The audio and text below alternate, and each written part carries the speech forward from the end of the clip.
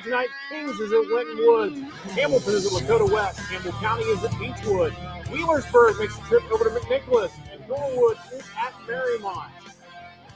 We've got reporters all across the city providing you some of the best coverage anywhere, really, on the internet or elsewhere, as we've got a lot of great high school football action coming your way tonight, including Dimitri Sissick covering games in the GMT, Colton Smith covering games in Southeast Indiana, Ben Miller's got games in the Cincinnati area, Ben Burdett in Northern Kentucky, Andy Edwards bringing the energy on the GCL. I'm Matt Sexton in the studios here at Griffin Hall. Great to have you along with us for week number 2.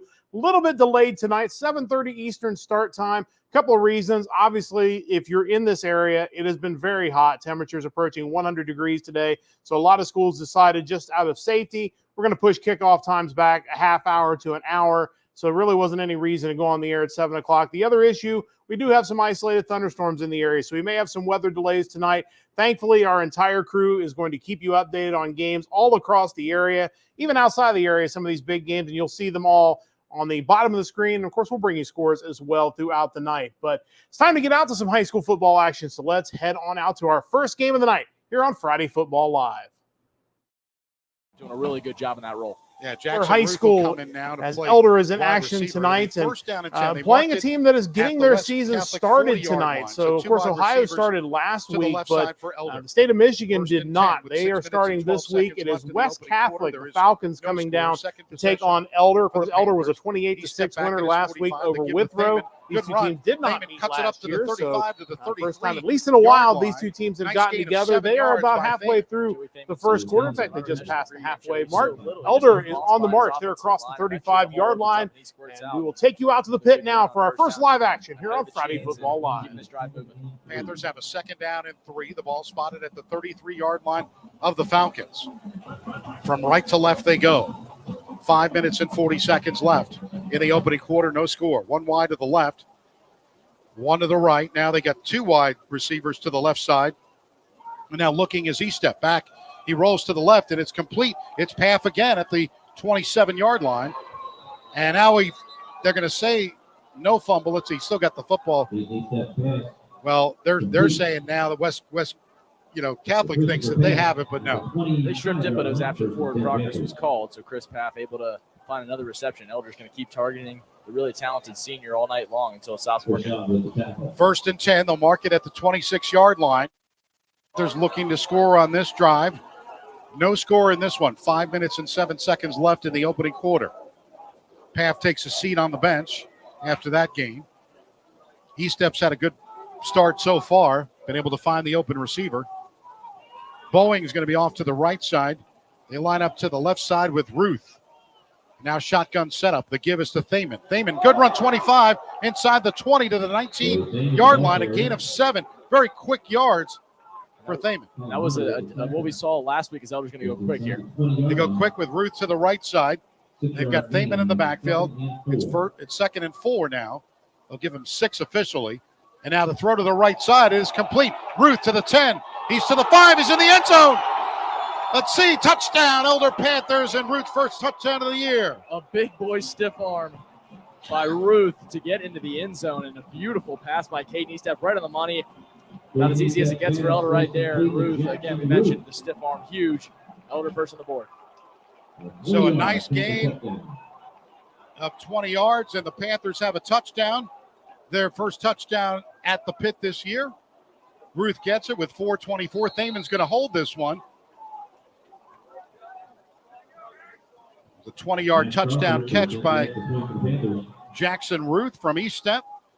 And 5-play, 57-yard drive. And that extra point is up with the left foot and good. So 4:24 left in the opening quarter. It's Elder 7, West. It's almost like Elder was waiting for us to come on the air as they cash in. The touchdown catch, the extra point is good. 7-0 Elder on top. We'll get you back to the pit a little bit later on. Let's head out to McNicholas for the first time tonight. Wheelersburg coming all the way across the state from the far southeast corner of Ohio, and they're coming into McNicholas. McNicholas, of course, a heartbreaker last week. They went all the way to Steubenville and lost 18-16. Tough week for Wheelersburg last week. The Pirates lost 37-7 to Perennial Power Ironton. These two teams played last year. Wheelersburg winning at home 20-17. My good friend and colleague, Brady Labor, will bring you the call of this one. So let's head out to Brady as Wheelersburg is on the move across the 40-yard line of McNicholas. Still no score. First drive of the game for either team as Wheelersburg took the opening kickoff. Now it's Rucker, and he is stood up and sent back. And that's Blaze Volker, one of those 3-year starters we talked about in the interview with Coach Orlando. And that's going to be about a gain of 1. So it'll be 3rd down and long here for Wheelersburg. Let's see what the McNick defense can pull off here as Wheelersburg has put together a nice opening drive here. Can they finish it off? Rucker, the quarterback, will go under center. He's got a fullback back there with him. And they're going to hand it off to Brown, and he is met by a pair of McNick defenders led by Zach Belmont. It's Belmont and Bo Tobin, and that's a loss back to the 40, and it'll be 4th and 10. Defense just doing a fantastic job of getting penetration. They're consistently showing pressure up the center, and then they're following through with it and getting 2 or 3 guys into the backfield every time. Defense seems to find more success when the quarterback goes under center. So hopefully if you're a McNick fan, they keep doing it. But they're going to go for it on 4th and 10 from the 40. Back to pass is Rucker. He's looking, still looking. Now he'll roll left. Now he'll start to run, and he will get out of bounds. And he's short of the first down, it appears. They're going to mark him out at the 32-yard line, and it's a turnover on downs as good coverage down the field by the McNicholas secondary. It was almost just a error on the quarterback's part there to not get as far as I don't think he actually knew where the sticks were because he was reaching out for it, but he was reaching out 4 yards for short. The sticks are on the opposite side for full disclosure, and even if he was on that side, those guys are instructed to drop him and get out of the way. Right. Don't take a hit as he would have there, whoever that is. That certainly would have been me. I felt like I'm a little bit more safe up here. Just saying. So McNick will take over on downs. They're on their own 33-yard line, and it's Braden Bobo, the senior. He'll send his running back in motion and throw a backward pass to him. It's Caleb Nauman, the junior. He'll get to the edge, and he'll be tackled on the outside of the numbers right around the 30-yard line. It's like a gain of 4. They will 3. Place it at the 37-yard line. So we'll call that a gain of 4. Why not, right? We're not doing the stats up here. We can always give suggestions. As Bobo will send Nauman out as a receiver. And now it's Bobo. He'll throw right side. He's got his man. Complete across the 45. And it's Nate Collier who makes the catch. And that'll be a first down for the Rockets. Brady, I don't know if you want to know or not, but I don't want to know. We're checked in here on Friday Night Football.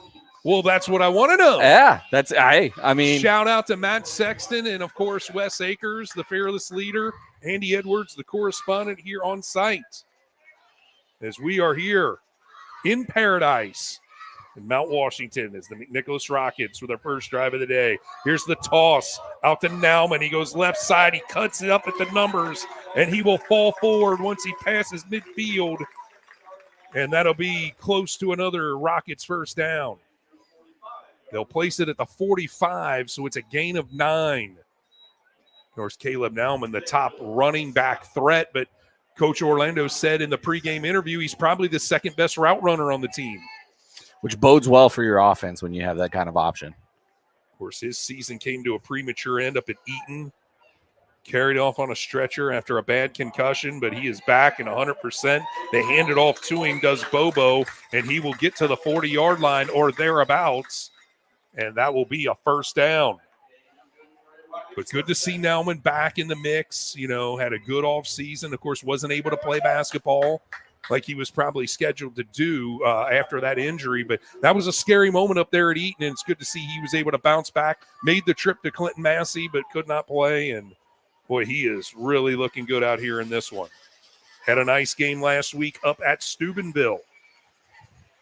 He had 41 yards rushing and 78 yards receiving, as Bobo will now take off for himself, and he will finally get out of bounds right around the 35-yard line. I think this one's going to be called back, though. It's going to be a penalty flag. Hard to see through the new tinted windows here in the press box. You got to like that? More benefit for you than me at the moment. I mean, yeah, right now.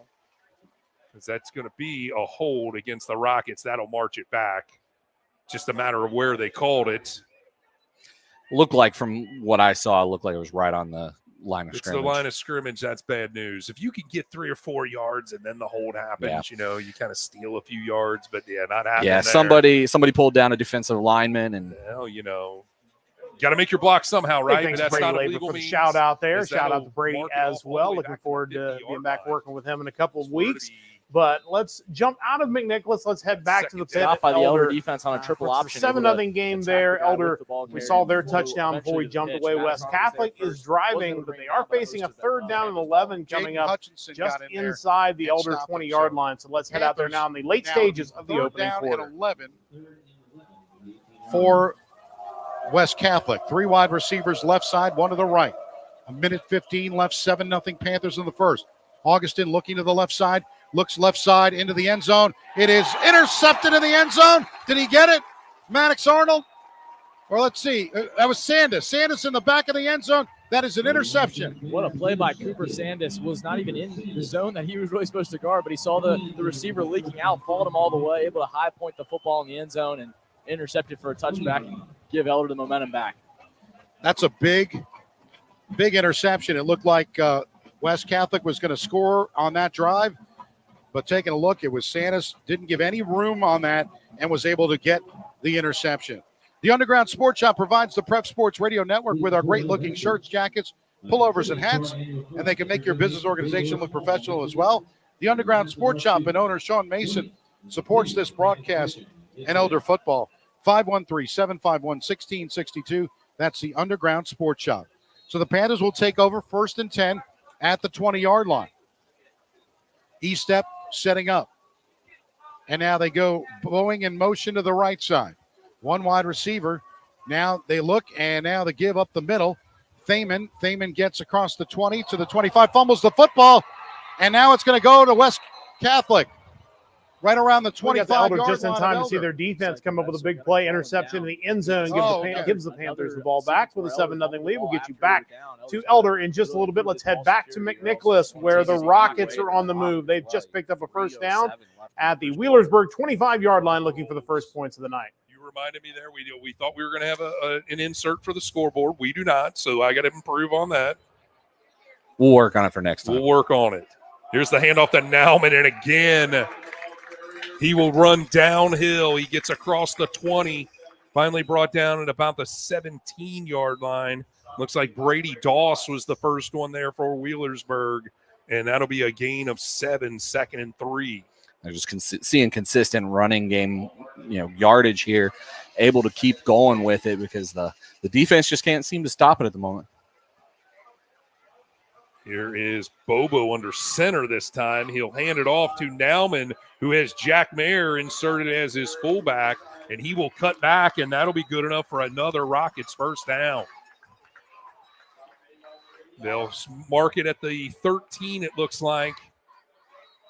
And it'll be 1st and 10 once again. And you're right. Wheelersburg does not have an answer for the McNick offense right now. Well, it seems like just on both sides of the ball right now, the offense and defensive line for the Rockets is just getting enough push up there to have their way with this Wheelersburg team. Now with 2 minutes left, a timeout is called by McNick. And that'll give us a chance to kind of catch our breath a little bit here, Matt, and let a lot of folks know that, again, season number 5 of the McNicholas Broadcasting Network. I know we got some sponsors this year. You'll hear some of our reads from Mercy Health, Orthopedics and Sports Medicine, La Rosa's. Those were the ones I VO'd. What other ones did you do, man? Do you That's remember? a great question. Oh, you don't even remember. You know what? That's what I usually do is forget. We have Rocket Nation. Rocket Nation, always a huge help here at Rocket High. I believe it was Bob in just a moment, have a timeout there, but we do want to at least once jump out to Marymount, where it has been one advantage. traffic Yeah, so just far. another It is chance all to score. It Marymount. looked like as I was With 8 saying that, minutes they were left in the trying second the quarter. I outside think run, they but just of course, forced another turnover, didn't and they are catch you going trying to to have the run ball that. in the Gavin red Thompson zone tried to once bounce it to again. the outside, as you'll see here. 28 And to as nothing soon as he Marymount makes over that Norwood. little And there you juke move, he see just that completely didn't go loses so the well, Yeah, definitely and tough. certainly And not for Norwood, just and certainly no went very well life for on the Squirrel Marymount. side. You can see Take a how look he at these two reacted there, teams coming 'cause that's into shaking tonight's because game. right Norwood now, it looks lost like the to Warriors Schroeder already last starting to week, seal the game way 46-16, before while halftime Marymount lost to Oakwood, 21-14. These two teams played last year, and it was a relatively Coach Mundy's gonna competitive burn a game. timeout Marymount won here, 28-7. out of They already seeming have 28 tonight desperation and looking to for add his to it. So team, let's what head they're out going with our through friends right at now. ICRC Television and Yeah, see I'm if looking at the Marymount Warriors can expand sideline their right now, lead. and it's just nothing but smiles. This team has just played their hearts out so far this game, and boy, it showed 28-0. Just keeping the momentum going, and I think if they could score here, maybe we start to see some underclassmen or something go in the game with just up so big. It'd be interesting to see, see the talent that's going to come up for the next few years. Yeah, I got to We got stay time out of in the Marymount. Let's moment, jump though. back Don't to get too far McNicholas, where ahead. they All the are Warriors wanna threatening do for the is first points of the make night. the best play. And he's going to fall forward just short of the goal line, hanging on for dear life is Wheelersburg defensive end Ison Emnett. And that's going to be enough for a first down. And it'll be first and goal at the 1.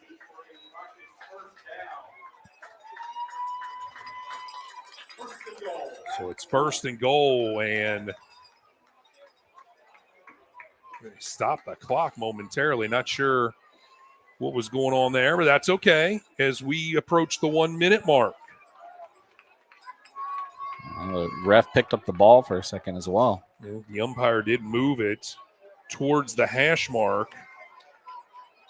Here's the handoff to Nauman, and he's going to be stood up. He won't get in this time. The first guy there was Ison Emnett. A host of others. Elijah Brown looks like he's coming off the bottom of the pile. Also, Luke Coons. Looks like he got pushed back to about the 2-yard He line. might have lost a yard there. You're right. It'll be second and goal from the 2 as we approach the 32nd mark of the first quarter. McNick trying to punch in its first touchdown of the night. And the first one here at home of the 2024 season here in week 2.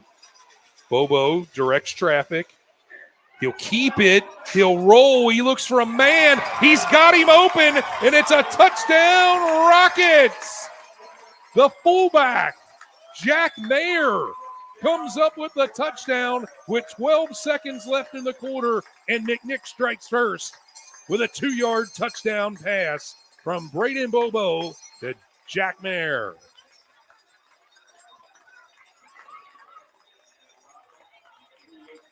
So McNick, who forced a turnover on downs, as the green smoke has been exuded here. That's another new element here in 2024. It was baby powder last year. Raleigh Gabriel will kick it through the green cloud, up and good. And just like that, with 12 seconds left to go here in the first quarter, the McNicholas Rockets take a 7-0 lead. Not sure if that's enough smoke for McNicholas after that touchdown.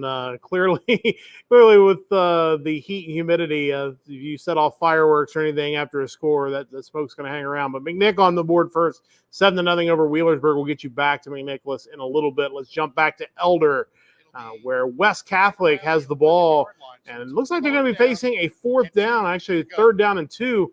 On our broadcast here. Spoiler alert, they might be trying to end up with a 4th down here before too long, as the Elder defense looking to try to keep West Catholic, I should say, out of the end zone just about 10 minutes ago in the second quarter. We'll get a couple of yards there. Let's see if they mark it, but I don't think he got the first down. It looks like it's going to be short decision time for now for West Catholic, and looks like they're going to bring in a heavy set package, or it looks like the kicker's going to run on the field. They're going to try to it would be a 28-yard attempt here. Let's see if they do that. I think they're keeping the offense on the field. They're not. So they've got 4 in the backfield. They're going to go a bizarre formation. They've got Olszewski in the backfield. He's going to carry it, and Olszewski gets it up the middle, and he's going to get a first down at about the 6-yard line. That was a nice gain of about 5. Well, it's really easy to get 2 yards when you have 3 lead blockers for him. West Catholic trusted their offensive line to get a push. They did right there and able to get first and goal. So it's first and goal now for the Falcons at the 7-yard line. 7-0 Elder with the lead. The lineup to the left side is Schwieters, number 4, Gabe Schwieters. And they line up with Olszewski to the left side as well. Augustin looking right side this time, right corner of the end zone.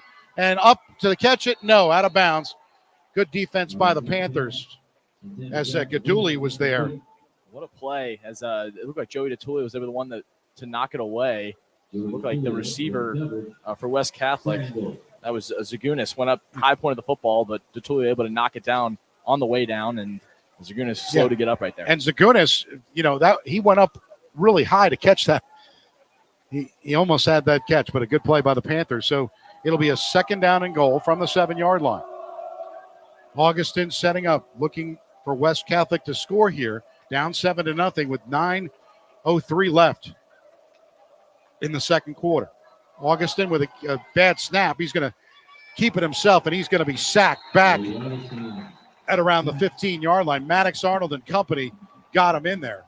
That's all Elder needed right there. A little fumble of a Sandus, snap. too, yeah. A little fumble of a snap, and Elder able to flow right to the football as Maddox Arnold led the charge and able to take down West Catholic for a loss, and a big loss on 2nd and goal. So they'll move the football back. It'll be 3rd down and goal from the 9-yard line. They line up with 2 wide receivers off to the right side, 1 to the left now. 8:28 left, second quarter. Panthers with a 7-0 lead. 1 wide left, 2 to the right now. They call it to the sidelines and now get the play called in. Brittenfield in the backfield.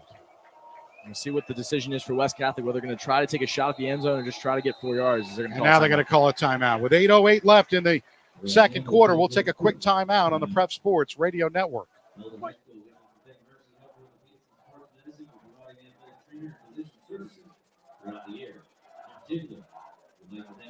Wilson for being able to teach position. Wilson has office hours at 6045 Bridgetown Road. Visit mercy.com/Ortho, 513-347-9999 for scheduling information. That's 347-9999. Got a timeout at Elder. We'll get you back there in just a moment. We're going to head out for the first time tonight. Our friends at Beechwood High School. That's Xander Beechwood hosting Guy, Campbell freshman, County tonight. And we obviously want to start off by telling you they are having some technical difficulties with their video.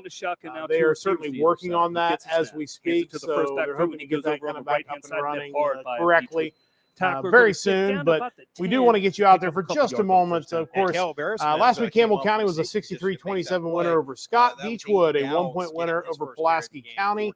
These two teams met a season ago. I put the wrong score on there, but I will double check that score from last year. And here it appears that Campbell County is driving inside the 15-yard line. So let's take you out there now. 2 receivers to either side. 1 back joins him in the backfield. He gets it, hands it to the back coming through, and he's met up the middle. Spins out of a tackle, though. Another Tiger there to clean it up.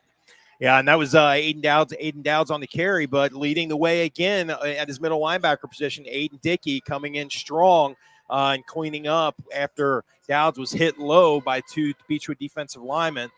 So man, that was a loss of like 3 yards there. So Katie just sent us a picture of that hit, and look at this. No helmet anywhere. Wow, no helmet. Shoulders, both shoulders. Brody Ehlers and Waddell, both shoulders. Terrible call. Wow. Yeah, I understand that you have to protect kids, but you also have to allow, for big hits in games. Well, here's the thing. Just because a helmet pops up doesn't mean it's a penalty. Yeah, good point. Aaron top in the shotgun, 2 receivers to his right. He gets it, hands it to the back coming through. He's going to throw it. Throws it in the end zone, wide open, and number 14. Wow. Garen Jackson, touchdown, Campbell County. The old halfback pass. Anthrop handed it off to the back. He was rolling to his right. Looked the whole time as if he was going to throw it in. He did. Yeah, and I believe that was Blake Funston with the touchdown throw to Garen Jackson. Great play. Listen, that's a great play call by Brian Weinrich to give Campbell County a 6-0 lead. Just using Beechwood's, pressure and aggression against them. Garen Jackson was wide open. Interesting formation here. Campbell County is coming out to do a 2-point conversion. They had a quarterback and a center lined up in everyone to either side. So there were only 2 guys snapping the ball. The quarterback kept it, and they said it is no good. The 2-point conversion is, or is it good? They're talking about So it. I mentioned I had to Campbell double County check guys the are saying score it's on good. this. It was a 50-7 one's game last officially year. put their Beechwood hands up yet. blowing Let's out see. Campbell County, but it's Campbell County that strikes first The rest are still this talking. season, a 6-0 lead. It appears that the 2-point conversion attempt was know, just guys. short. Good for We're Beechwood. going Did to look jump good, back and out to he's McNicholas not- in a moment. While we do that, I'll tell you that West Catholic was able to finish their drive with a field goal. So it makes it 7-3 Elder, and it appears we have gotten here just in time to see the Rockets add to their 7-0 lead. They have scored a touchdown. Let's head out there now for the details. He now has 2 here in the game, or in the season, and McNick jumps out to a 13-0 lead. Just a little more than a minute into the second quarter. This is the exact start that you wanted for the Rockets. In this one, coming in, you're in your home territory. You've got a large student section here. A great turnout here by Wheelersburg fans as well, but they're not having a whole lot to cheer for at the moment. Not at all. And Gabriel, boy, that snap. Blocked. That was blocked. That was a low snap. That might have been blocked by the crossbar. Either way, it's no good, and that was something that needs to be cleaned up with Caleb Nauman, now the new long snapper. They had a couple of bad snaps last week, one on a punt, one on a field goal attempt, I believe, or an extra point. Either one, it was on a PAT type attempt like that. That's some stuff that needs to get cleaned up for McNick. Yeah, especially with a kicker like Gabriel, who's been fairly automatic on extra points. You have to make sure that you're putting him in position to continue that streak. So it's a 13-0 McNick advantage as opposed to 14. So and we're going to jump back out of here. McNicholas a 13-0 lead over Wheelersburg. We'll get you back out there in a little bit, but we are going to head back to Elder High School. We mentioned a moment ago that West Catholic had added the field goal. Looks like we're going to have to jump back out of this one because it appears the game has jumped back a little ways because it still says 7-0. So it looks like let's jump back to a different game, or let's see if maybe we have an updated feed on a different feed. There we go. It's our updated feed. We were working on pulling some replays on the other side. So this is the live shot of this game. Second down and 10 coming up for the Panthers, leading 7-3, approaching the halfway point of quarter number 2. And then McNick traveled to Wheelersburg last year and dropped a 20-17 decision as the kickoff just in front of the end zone once again, brought back by it's not Kenyon Evans this time. It's the other one, Xavier Miller. We're going to flag down at the 30. Shotgun setup, re-step. Bowen goes in motion Probably to block. Usually that's a And he block steps in the back at his back. 38-yard line. So Elder looking to continue their drive, and we've gotten our other feed of the Elder game cleaned up, it appears. So we're going to jump back to that feed of the Elder game. Again, 7-3. Elder on the march. Looks like they're going to have a third down coming up. So let's take you back to the pit now. Or 4. Yeah. Got 4 yards to get. Went backwards to go forwards. It'll be third down coming up for the Panthers with 6:10 left here in the second. 7-3 with the lead. Fast-paced second quarter here, Will. And that kind of felt like one where Estep probably should have just tucked it and tried to get as many as he could, just fighting through as hard as he could up the field. But one of those things you'll learn as a sophomore, most of the time you're not going to be as fast as some of the varsity guys on the outside. 3rd and 7 from the 46-yard line, setting up 2 wide receivers to the right, 1 to the left side. He steps back at his 41-yard line. Now looks to throw to the right side, complete to Thaman. No, Thaman had it, lost it at the 47-yard line of West Catholic. So it'll be 4th down coming up. Tonight's game is brought to you by The Farm in Delhi. They're the perfect place for your reception. With food so delicious, your guests will love it. Private party celebration of life gatherings, sports, banquets, business meetings. The Farm can host it. Call Dan Elzas. Elder with a drop on third down means they are going to have to punt it away with 5:38 left in the second quarter. We'll get you back to the pit in a little bit, but technical difficulties have been solved out at Beechwood High School. We got a great shot from our friends out of Beechwood. Campbell County struck first in this one, a 6-0 lead, but Beechwood, as you would expect, looking for an answer there across the 35-yard line. Let's head out there now. Joins him in the backfield. Clay getting a call from Greg Herget. He gets a snap, looks to his right, quickly throws out the Fryman, catches it at the 35-30. He makes a man miss to the 25. There we go. Good run and catch there by Fryman. Takes it all the way down to Campbell County 21. Yeah, and again, physicality, right? James Cusick on the Yeah. edge trying to block for Tyler Fryman, and he just holds that corner on the outside edge a little bit, and he in the corner gets off a little bit late, tries to bring down Fryman, and Fryman just runs right over him. Great play out there on the edge by Tyler Fryman and James Cusick. Run and pass combination here for Beechwood on this drive, doing a little bit of both. That's going to be a 1st down and 10 ball on a Campbell County 22. Clay Hayden again in the shotgun. Chase Flaherty joins him in the backfield, 3 receivers to his left. Erdman, Cusick, and Fryman. Hayden gets a snap. Hands it again to Flaherty up the middle, and a nice job of running on a 1st down play. Going to go inside the 20, pick up about 4 yards on that down to the 18. And Luke Erdman on the left side in the middle of trips, with nobody anywhere near him, grabbing his face mask, trying to tell Clay to throw it to him.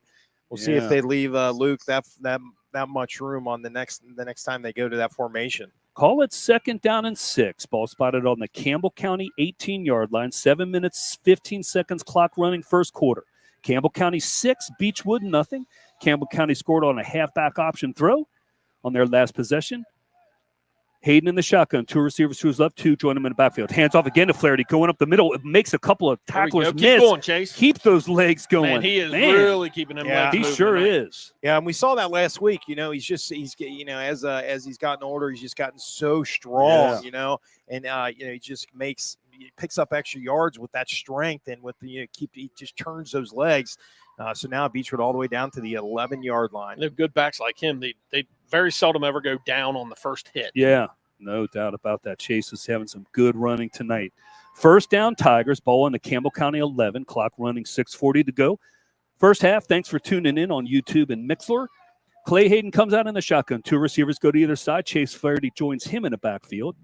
We'll see a lot of this formation this season. Clay gets it, hands it to Flaherty up again, up the middle. Going to take it inside the 10. Still on his feet. Flag comes in late. Don't know if that's going to be a face mask or a hold. It's a hold, unfortunately. Holding on the Tigers. Yeah, guys, with Chase with 64 yards on 14 carries last week, 4.6 yards per carry. He eclipsed for his career the 1,500-yard mark. He comes into tonight with 1,510 yards rushing, 37 rushing touchdowns in his career. Wow, 37 tutties. Yeah. And, man, he had a huge sophomore season after Berger got hurt, man. He came in. I think that was on Campbell. Oh, it was on Campbell. Yeah. Okay, holding on Campbell. 5. Well, we will take that. 1st down, Tigers. Ball at the Campbell County 5. 6:20 to go. Clock running. First half. Clay Hayden gets a call from OC Greg Herget. Tigers have an opportunity here to take the lead. Bo Souter at right tight end right now. I formation for the Tigers. Tight end lines up to the right.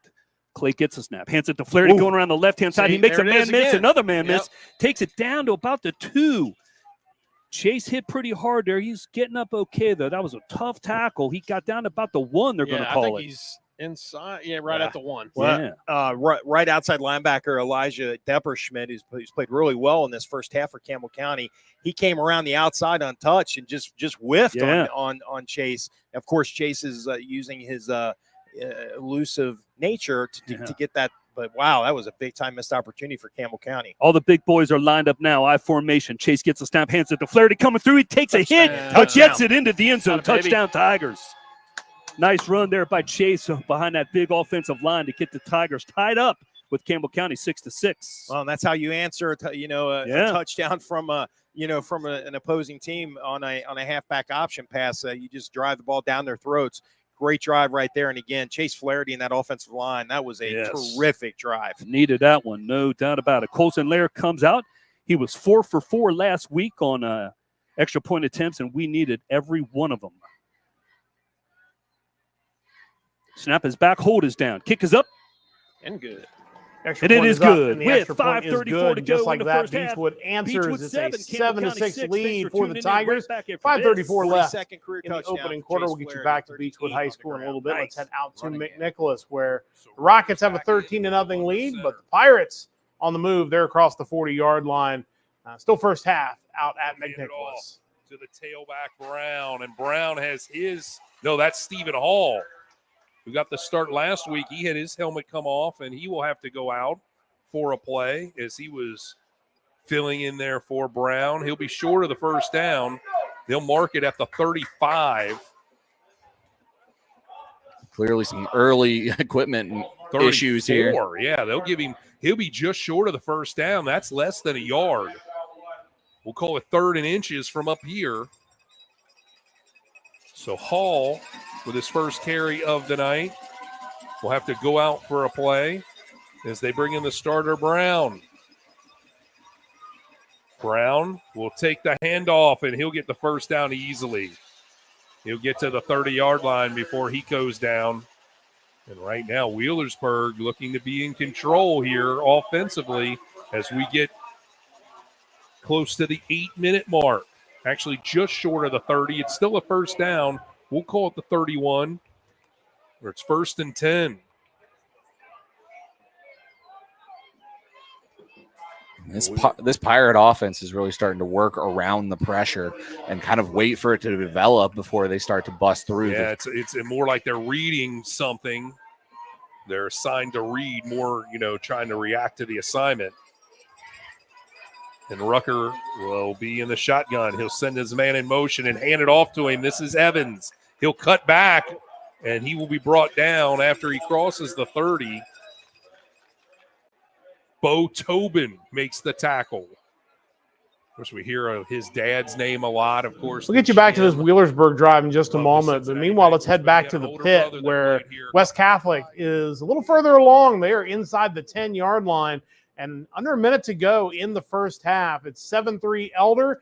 Let's check in to see if the Panther defense can try to keep it a 7-3 game going into the locker room. 2nd down and goal at the 7-yard line. Looking to the right side. It's complete about the 5-yard line, but right around the 5-yard line, Panthers do a good job, and that was Joey DiTullo getting because that could have been a touchdown. So it's 3rd down and goal. The ball is spotted right around the 5-yard line. 36 seconds left. He did get out of bounds on that one. 7-3 Elder clinging to the lead, and now we're going to get a quick timeout. The real estate market can be frustrating and confusing, but having a Coldwell Banker professional guiding you every step of the way can make the process easier.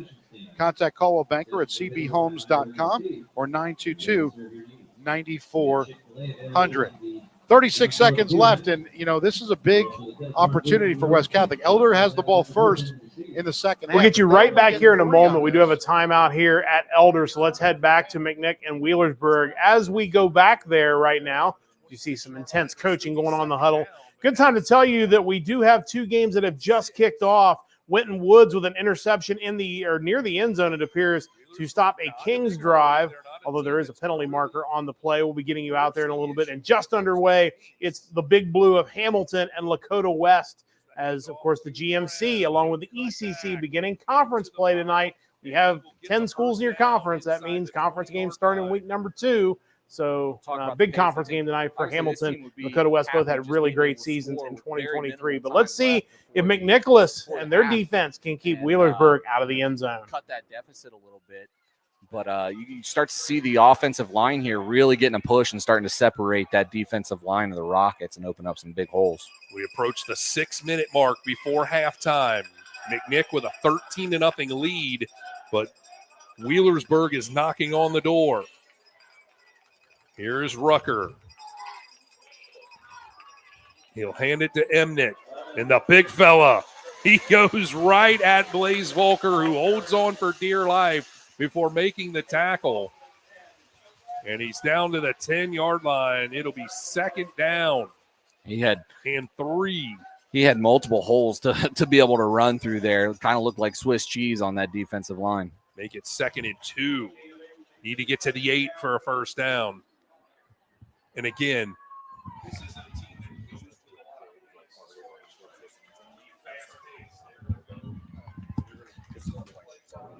we'll get right back to the Wheelersburg drive. Let's jump back to the pit. It's a 4th down and 3 coming up for West Catholic. And it looks like the offense is staying on the field. It's a touchdown or nothing. 21 seconds to go before halftime. Off to the right side. They've got in the backfield number 43, Colin Abram. He's been carrying the load here in the second quarter. And then Ethan Gottlieb And now again, another timeout. Holding Realty is proud to bring you Elder football the next time you're selling your home or looking for a new one. Call one of these Elder grads and Holding Once team again, members. another timeout. We'll jump back there in a moment. Let's head back to McNicholas, where Wheelersburg continues their drive, looking to cut into a 13-0 deficit. Or vice versa.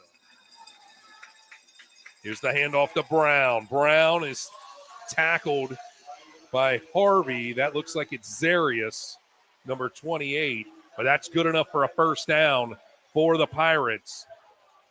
So it'll be first and goal at the 7-yard line, maybe the 6. Either way, they'll have 4 chances to punch this one in. Will the Pirates? 4.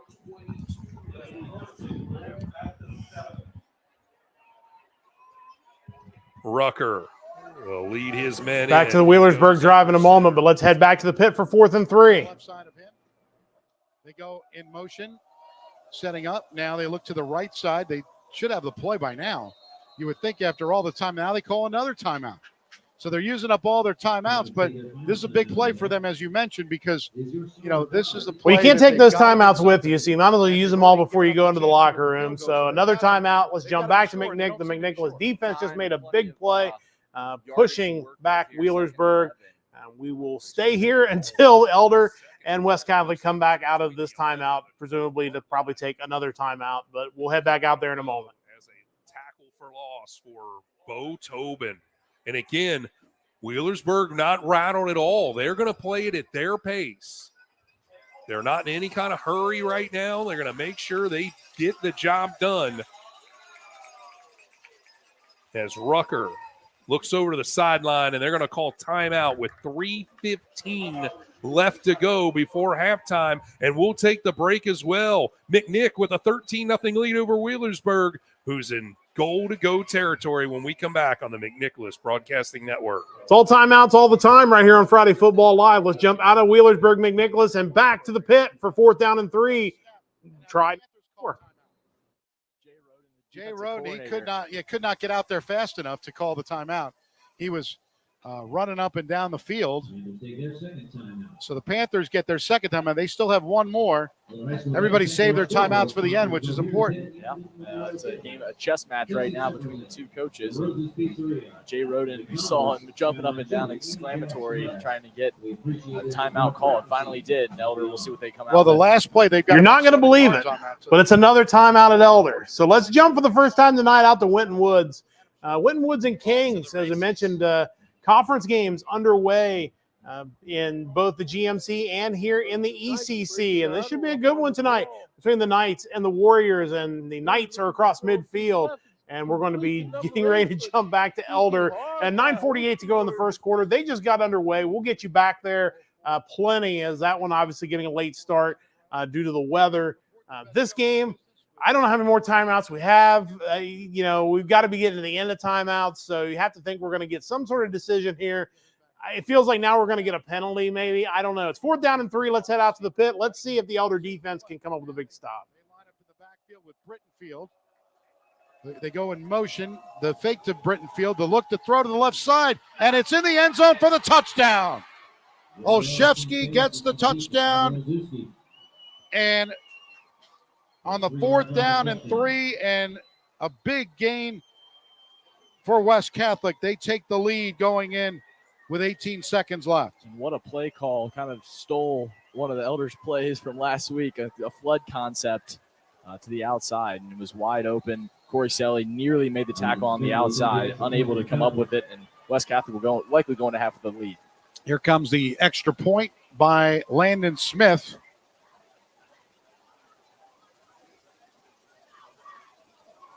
Setting up here.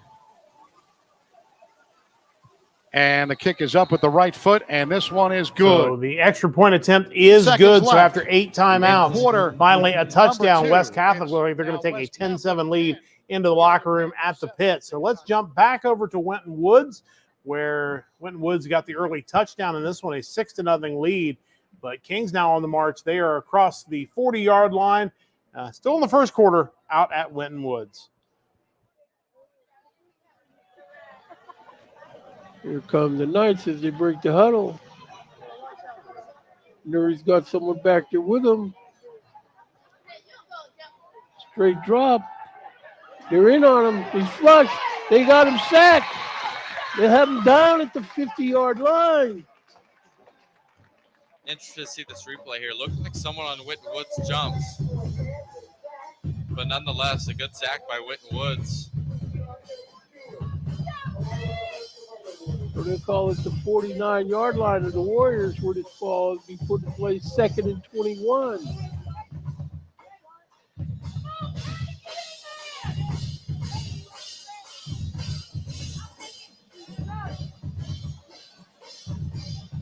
See if we see another screen pass here. Try and get Lyman in space. Brandon Nuri waiting for the snap. Wild snap. He's able to pick it up. And they're in on him again for another sack. And this time they got the ball back to the 36-yard line of the Kings Knights. That snap just never got off the ground. It looked like it just rolled back to Nuri. And just no real shot. Now it's 3rd and forever. See if Nuri has any punting skills.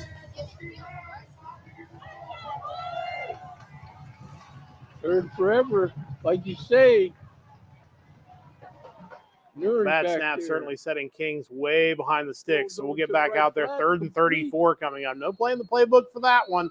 Looks like the Knights are going to punt. Let's head out the first time tonight to Lakota West High School. Big GMC showdown between Lakota West and Hamilton. Both teams 1-0 on the season.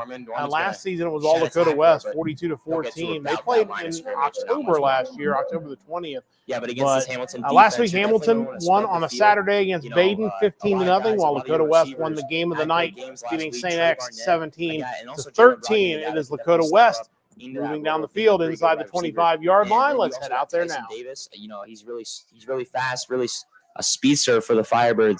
So we'll see what he can do. All these wide receivers definitely have their role in the offense. Whatever it is they do well. You had Barnett with those crazy catches last week, but all of these guys get in the action and do something well for this team. Wiles will set up in that shotgun formation. He's got Luca as an extra blocker.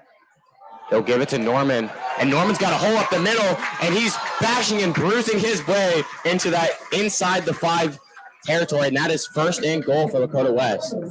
And there's Kenyon Norman again. What a player. Catching on last week in the second half of that St. X game, and now in the first half of this Hamilton game, getting himself comfortable and gaining a lot of yards. It's a young backfield, but they're definitely coming together and looking good as a unit. As we'll bring up 1st and 3. This is looking good for Lakota West to start on their first drive. Taking clock down, but also getting yards at the same time. Wiles, fake it. He'll take it himself. Cutting up, and Hamilton explodes, but I believe that's into the end zone. Touchdown, Lakota West. Sam Wiles, talk about bruising his way in, and he takes that one in to start this game off well. What a great play right there from Sam Wiles, staying alive, bashing and bruising his way up into the end zone. He took some hits there, but he got his way in. He said, that's my touchdown. I'm getting in there. So we'll see. I believe Kofi Adubufor will kick this extra point. He's done pretty good all last game against St. X. But we'll see what he does here. Kick is up. Extra point attempt on the way, and it is good. Lakota West strikes first. 6:36 left in the opening quarter. It's 7-0. Lakota West over Hamilton. We'll head back out there in a little bit. Let's head back to Witten Woods. I don't know how. I don't know if there was a turnover. I don't know if there was a miracle. But Kings has the ball again across midfield. They had a 3rd and 34 when we left, so not sure how they end up with the ball again. You see a great crowd on hand tonight. There are the Kings supporters that have made the trip over to Witten Woods for a big early season conference game. The Knights on the march, down 6-0 with 5:48 left in the first. Medical staff out there.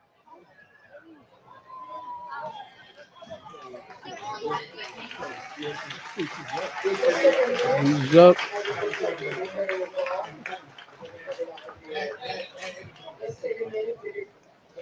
Trying to get a number. That's not Hill. I think it's number 6. Hill's on the Witten Woods sideline now coming onto the field. Is it number 5? Devon King. Looks like number 5.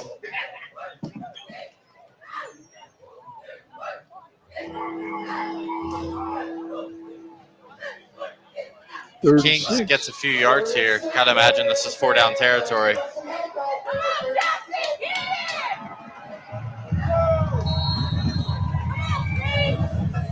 Murray back there waiting to snap. Straight drop, looking to throw his ball. Incomplete, just over the outstretched fingertips of his receiver down the far sideline. Trying to go to Lehman on a corner route. He had Tucker coming open over the middle. 2 guys went to Lehman. We'll see what they do here on 4th. Looks like the offense is staying on the field for 4th and 6. 4th and 6, here we are. Early pivotal play in this ball game. Nuri by himself in the backfield. Straight drop. Goes the ball in the middle. Whistle. Legal procedure.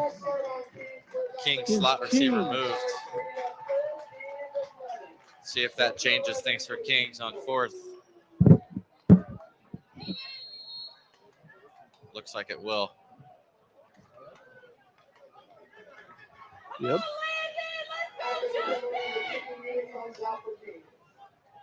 So Kings look like maybe they had a good play drawn up there for 4th and 6, but the pre-snap penalty looks like they maybe set the punt away. So let's head back out to Beechwood. While we were gone, Campbell County scored. It's 14-13. Now Beechwood is trying to answer. They're inside the 30-yard line. 3 receivers to his left. Cusick out to his right. Clay gets a snap, looks out to Cusick, throws back over to the left. It's Urban at the 30, 25. He's got speed and some room. Inside the 20, trips up, but gets a first down. Chance ball and Luke kind of stumbled over each other, but no worries there. First down ball at the 16. Well, for how many years we talked about the importance of wide receiver blocking. Nathan Paps with a terrific block on the inside to allow Luke to pick up an extra 10 yards. Good call. Great job, Nathan Paps, on that block. It sure was. And now Beechwood is going to call their second timeout. Ball is spotted on the Campbell County 16. 31 seconds left to go in the first half. Beechwood has 1 timeout hour. It's saying 0 up there now. Just called their last timeout. Plenty of time, though. 31 seconds. Clay Hayden has a fantastic arm, and the ball is spotted at the Campbell County 16. And let me tell you this. This is a big game for Brian Weinrich in these Oh, Campbell County Camels. This is a program that has had 5 consecutive losing seasons. Yeah. They haven't won 8 games. They haven't won 8 or more games since 2013. They feel like this could be a special team. This would be a huge win for them. It sure would be. They've got a lot of motivation here tonight. And they're playing good tonight. Yeah. Give them credit, no doubt. Clay Hayden comes out in a shotgun. 3 receivers out to his right, 2 to his left, including Flaherty. 31 seconds, clock stop. Clay gets a snap, looks to his left, now to his right, now over the middle, throws a dime back in the end zone, incomplete. That was intended for Luke Urban, a little bit high. 27 seconds left, second down. Yeah, and at this point with Tyler Fryman not on the field right now and getting tended to, you have to think that this is where you have to try to definitely find Luke Urban, and you might look for something to chase Flaherty out of the backfield or out of receiver set, but this is it would be nice to pick up at least 3 here before the half. Yes.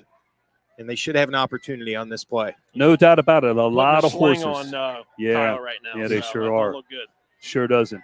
Shotgun formation. Second down and 10. 3 receivers to Flaherty's right. Or Hayden's right. Hayden gets it, looks, throws over the middle, complete. Caught at the 10. He made it. Touchdown. Nathan Paps with a nice touchdown. Made a couple of guys miss about the 5 and got it in. First the final minute of the half to expand their lead. We'll let you know how the extra point goes in a moment, but we're going to head back to McNicholas where the Rockets have just picked up a big gain. It appears they're getting close to halftime as well. They're inside the 25-yard line of Wheelersburg, already leading 13-3. A loss of 1 on the play back to the 24. So McNick doesn't want to score too soon, but they definitely need to score. They know that. They will get the ball back to start the second half. And you do have a capable field goal kicker, not quite in his range yet, but that's also something as part of the equation. Back to pass is Bobo. He'll go deep. He's got his man. It's Powderly. He reaches to the pylon, and he's just short of the end zone. It'll be 1st and goal at the 1. Another big catch, the 3rd of the night for Connor Powderly, his first year as a varsity starter. Yeah, huge play there, just able to get right in there, and you put yourself in great position. 58 seconds left with 1 yard to go, and that's going to really give you a fantastic opportunity. You could even waste some clock here if you wanted to. It's a 23-yard completion to Powderly with 58 seconds left to go. It's Bobo from the shotgun. Oh, and they blow it dead, and boy, Bobo took his eye off the snap, and that was almost disaster. Say that again. Yeah, don't do that. It's a penalty against McNick. Oh, You're fine. We got you back. That one was going to be disaster. Bobo took his eye off the snap and was going to fumble it, and instead it's blown dead for a penalty. Well, that turns out to be actually a break for McNick. It'll go back to the 6-yard line where, again, it's 1st and goal. And Bobo will go under center this time. He'll toss it to Nauman. He'll go right side, and he will walk right into the end zone for a touchdown, Rockets. Caleb Nauman with a 6-yard touchdown run with under a minute left to go. And the Rockets hear it from the crowd here. Rockets punching in for the touchdown. They lead 19-3 pending the extra point. We'll come back to McNicholas in a little bit. Let's head back out to Lakota West, where Lakota West leads 7-0 over Hamilton. And Lakota West on the march across the 45-yard line, actually inside the 40-yard line, looking to expand their lead. You know, the guy he wins football games, and with a 95-48 overall record, he knows what it takes to win football games, and he led this team to the round 2 of the playoffs last year, and it was a pretty successful year for Hamilton. You know, with how recent years have been, this team's definitely taking a step forward. Wild set up that screen to Braden, and that should go all the way into the end zone for another Lakota West touchdown. Talk about blocking on that play. He just got out to that outside, and there was no stopping him from there. That Firebird blocking defense right there, just great stuff. And I mean, the guys on there on that offensive line were just doing great work all that drive and all the first drive, and they already have as many touchdowns as they scored last week. Looks like Braden Johnson won that receiving touchdown just like he got last time they played this team, and he's off to a great start as well, as everyone on this team is making an impact. And how about the blocking, though? I mean, you said it already, but it's just you got to reemphasize it, how good it was there on that drive. And right now, an early, quick start for the Firebirds.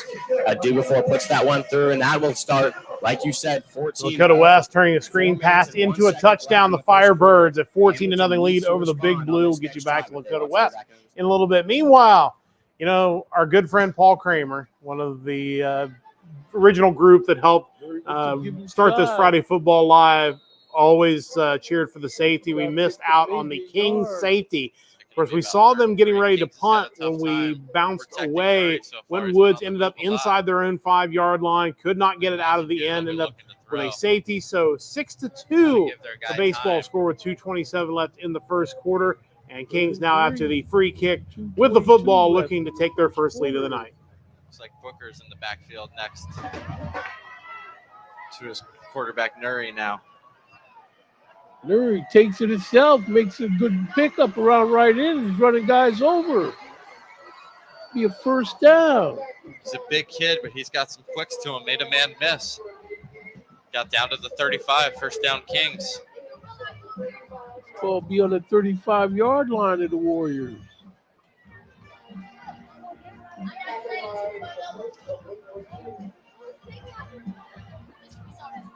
Of course, you know, the Warriors and the Knights, they know each other well. Nuri again, busting through would-be tacklers down here to the 25-yard line. Nuri has had a good time on the ground so far. Wondering if that's something they'll lean on going forward. Hadn't done it too much before this drive. Couple read options early in the game. Haven't put it in the air yet this drive. Booker's still in. It's a give. It's like Kings Knight have found some groove in their running game. That's Lockwood, rather. Gets the first down.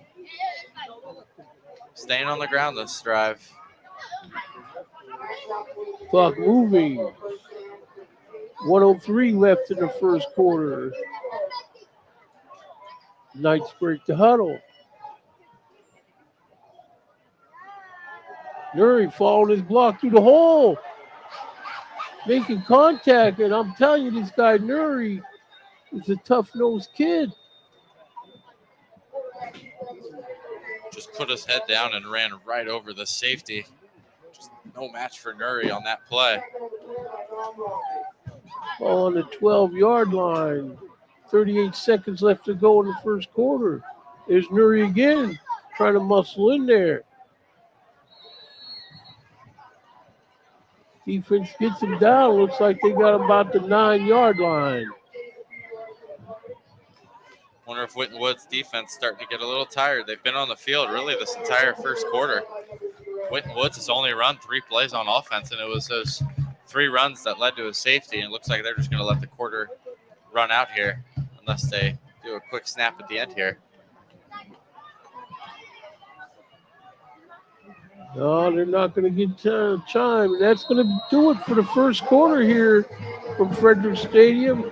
1 quarter in the books and a wild one already in Whitten Woods. A defensive battle, which is not unexpected between these two teams that played a 13-12 game a season ago.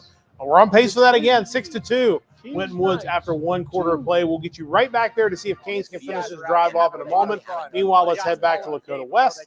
A 14-0 lead for the Firebirds. Hamilton has the ball, 1st and 10 near midfield. And gets him down. Third and long, doesn't matter. But RJ Shepard, a guy who really hasn't done much tonight, definitely a guy though that can make a huge impact if he can get the ball. But Reese Mason on him, that's a tough matchup against a really good corner. Every possession thus far has ended in a touchdown, and every Norwood Yeah, for sure. And I believe last week Marlon Reed had some big plays, 3 receptions, 98 yards, and a touchdown. I said last week. I meant last year when they played each other. And he definitely has been an impact tonight, and he was last year as well. As there's Marlon Reed again, but West is there for a quick tackle for a loss.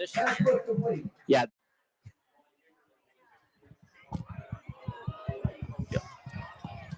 Here is Gabriel. Clean snap. The kick is up, and it is good. And with 23 seconds left before halftime, McNick with another touchdown, this time a 52-yard interception return. And they are now ahead by a score of 27-3. They'll get the ball back. Start the second half, will the Rockets, and they have a chance to make this a running clock game. Yeah, that's going to be 30 huge. points, and, of course, the new rule this year is that so we had some technical difficulties, so we had to jump back to McNick. When we jumped back to McNick, their defense just came up with a big play. I believe it was a long interception return for a touchdown as McNicholas has expanded their lead to 27-3 just before the half, and that may be the devastating blow for Wheelersburg. We really hung around for most of this first half, but the pick six looks like the Rockets are going to take control of this game before halftime. Meanwhile, we're going to head back to Whitten Woods. They are just underway in the second quarter. Kings is driving after picking up a safety. They are looking to cash in on the ensuing drive. The Whitten Woods defense trying to hold tough inside the 10-yard line. And the Knights continue their drive down 6-2. Let's head out there now. Not being too aggressive. So it's going to be 4th and 5. Kings is going to try to nail this field goal.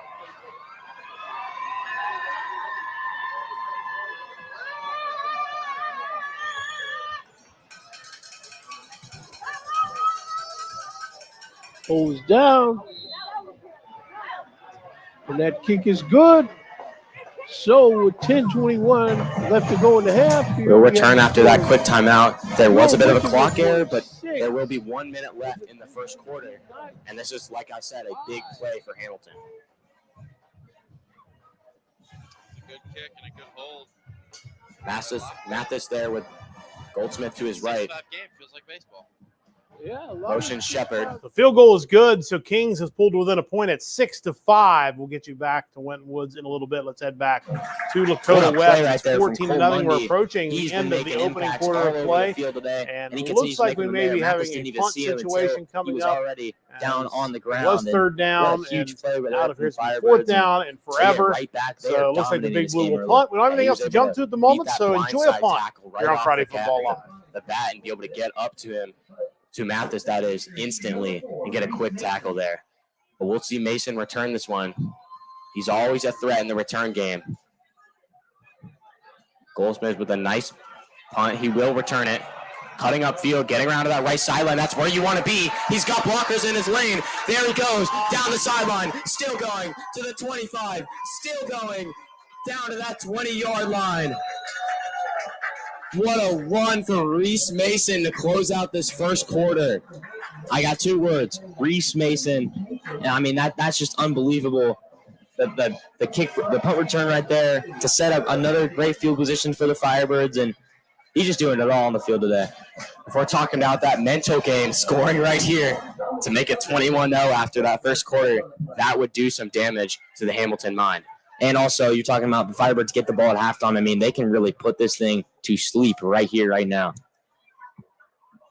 Man, what a run from Reese Mason. I mean, I called him a threat, and he got to that outside lane, and I knew he was gone from there. You see Sam Wiles communicating with his sideline, but see what he does here.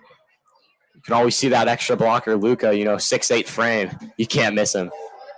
He will hit Luca. A bit of a miscommunication, nearly intercepted by Carter Isaacs. Didn't look like Luca even saw that throw. He was still running straight ahead. And I thought he was taking that back. I thought it was in his hands. I thought that looked like a pick six to me, but really lucky there from the Firebirds and almost disaster. That big punt return. That's why we stay for punts sometimes, because you never know. Special teams making a big play for Lakota West, and they're going to have great field position to open the second quarter. One quarter in the books, 14-0 Lakota West. So let's jump back over to Winton Woods and Kings. Kings player hobbling off a little bit after that play on the ensuing kickoff is a 6-5 lead for Winton Woods. The Warriors have the ball back, 10-14 left in the second quarter.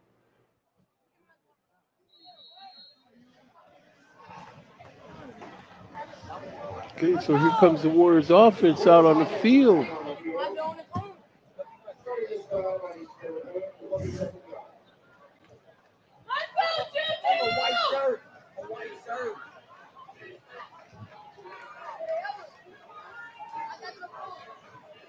Tyler Gooding back there with Brown.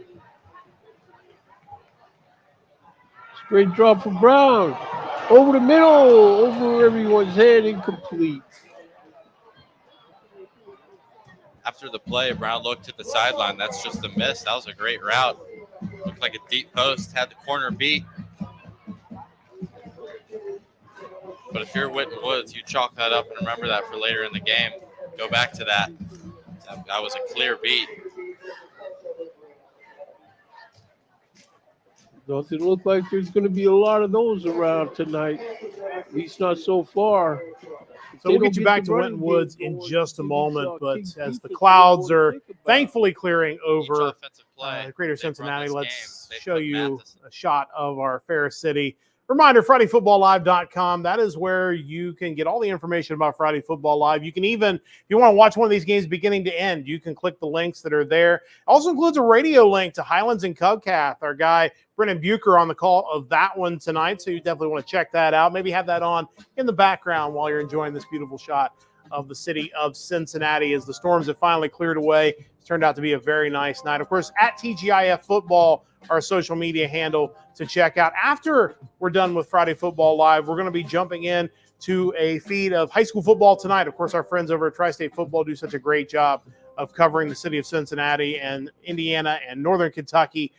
They produce a post-game show. Our NKU student Elena Moore are going to be producing that video stream, so we will jump over there afterward. FridayFootballLive.com, of course, that's the hub. That's where you need to go for all of the action. Let's head back out now to Winton Woods. where it looks like the Kings Knights defense has come up with a big play. Big shocker here. We've had all defense so far in this one. It looks like the Knights going to try to take the lead as they trail 6-5. Let's head out there now. Yeah, he did. I don't know. I think sometimes you got to be willing to go ahead and pull it and run as the quarterback. See the replay here. Brown had good protection. That's just a really good play by Rudowski, the junior defensive back. Now Kings in good position here to get some more points on the board. Lurie, straight drop. Here they come. Incomplete, out of bounds. Second down. 9:13 left in the half. Someone going up the far sideline. It did get back to the line of scrimmage.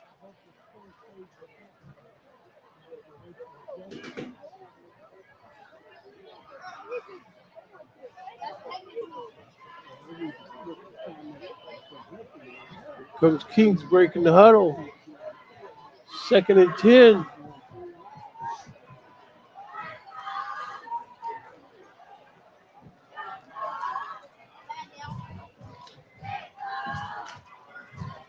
Murray throw this ball to the flat. It's caught. This guy's hit hard. It's just a swing pass out to Bake. Looks like he got about 3 or 4, and it'll be 3rd and about 7. If you're Kings, you want to try and get a few yards here. It sets you up 4th to go for it. Woods making late subs defensively. Number 12, Josiah Hill in the game on defense. Motion Lockwood out. Just Nuri back there. Great drop for Nuri. They're rushing him. They break free from the pocket. They got him knocked out of bounds. No gain. He wanted Lindman up the sideline, and he fell down. Couldn't go to him. Had to roll out. He did have Bake late over the middle, wide open, but he did cover it. Number 18. They're going to stay on the field here, 4th and 10. Kind of no man's land. You don't want to punt from the 33, but not many kickers can make this kick at this level. Wonder here if we'll just see him throw it deep. See what they come up with. I mean, Murray probably wants to run for this. They're in on him. They got him folded up and hit hard. Pass is complete, but it's going to be short of a first down. It's a good job getting that ball out. Nuri's been really under duress all game. Good job finding Tucker right as he got hit. Tucker bobbled that a little bit. Not a first down, but if anything, just gives them a few more yards to work with on defense. Well, this is where the Warriors offense has to start showing up.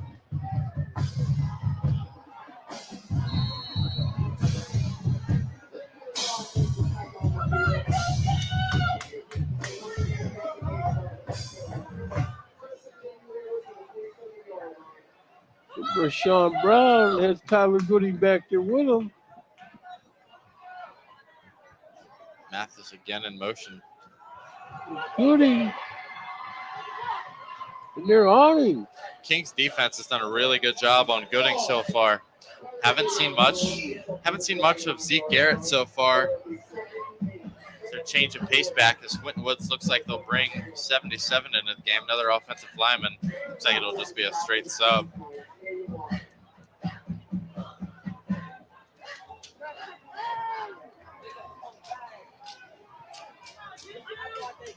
77, Matthew Palmer. 6'7", 350. Brown completes his ball. Number 2 with the catch and carry. Ball's out, but picked up by the Warriors.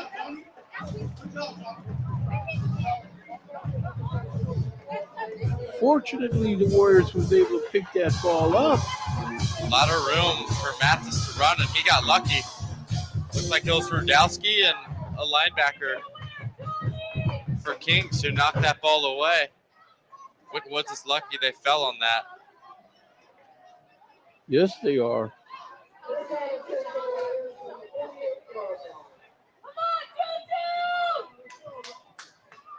So the Warriors have this ball now, 48-yard line. Their own 48, 47-yard line. We'll get you back to Winton Woods and Kings in a little bit. We'll keep an eye on this Winton Woods drive, but they are out of halftime at the pit. It's 10-7 West Catholic, but Elder on the move now, trying to retake the lead early in the third quarter. He gets back to the 33, so it'll be third down coming up for the Panthers. Third and a short yard. This would be good for Elder to kind of catch their breath. Thaman's going to get a breath as the Panthers bring in James Willick.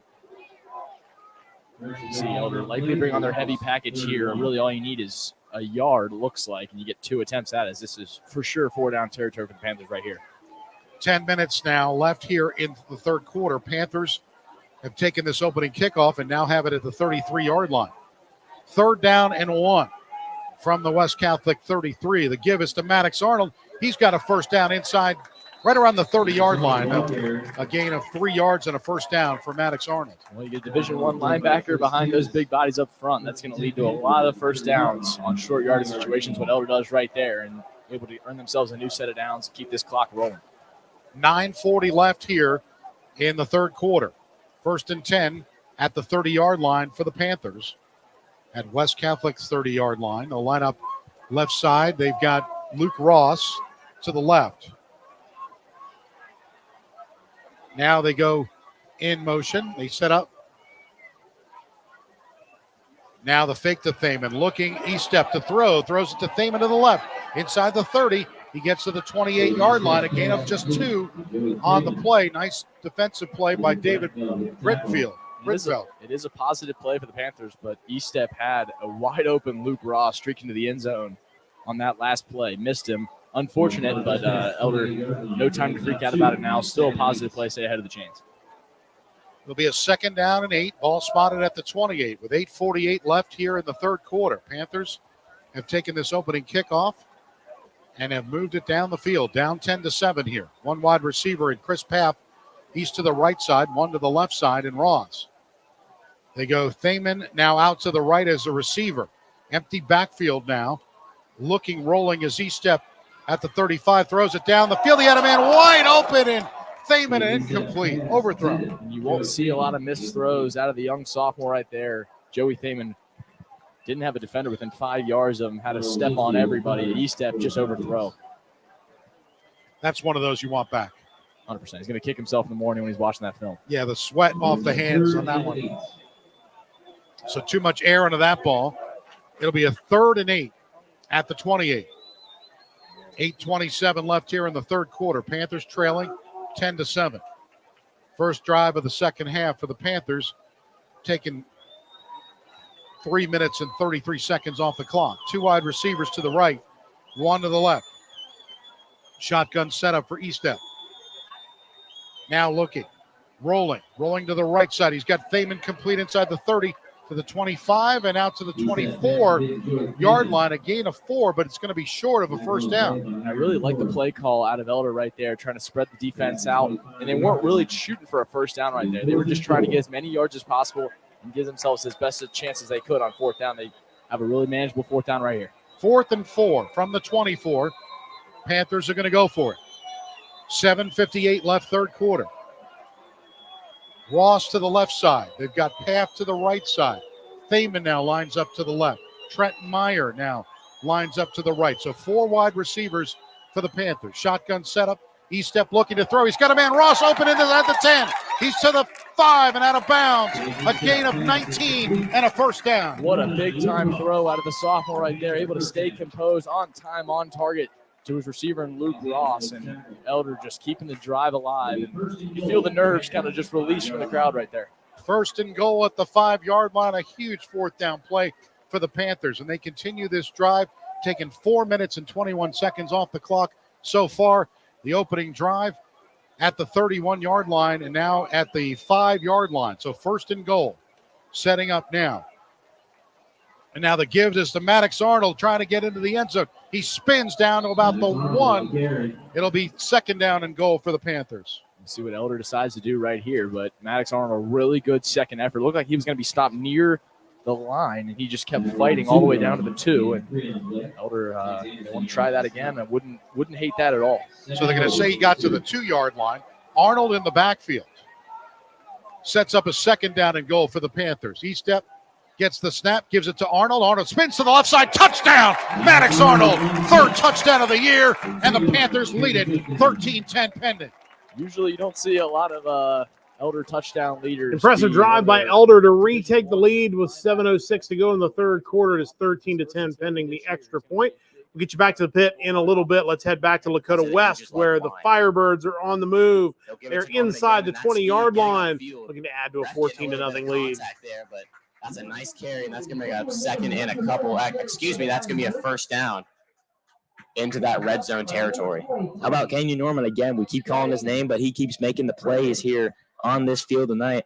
He's been incredible, and he's going to continue to be incredible here tonight. And I don't know if Hamilton can do much to stop him. I believe that's a 2 tight end set out there.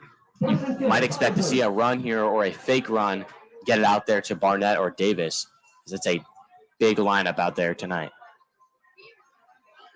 They'll give it, fake to Norman. Wild's going to take it himself, fighting his way. Looks like a touchdown, and it is a touchdown. Ref rule. That's going to be 22-0 ball game here tonight, and what an incredible run. I mean, he never fails to impress all of us with his running ability. It doesn't matter where we are, he's going to get a nice run in, no matter what game it is. And now we got Kobe Adu before, but that was an amazing run. I mean, Sam Wiles continuing to show his legs. He did it last week. He's continuing to do it this week. He's an amazing player, and, I mean, this is an amazing football team right now.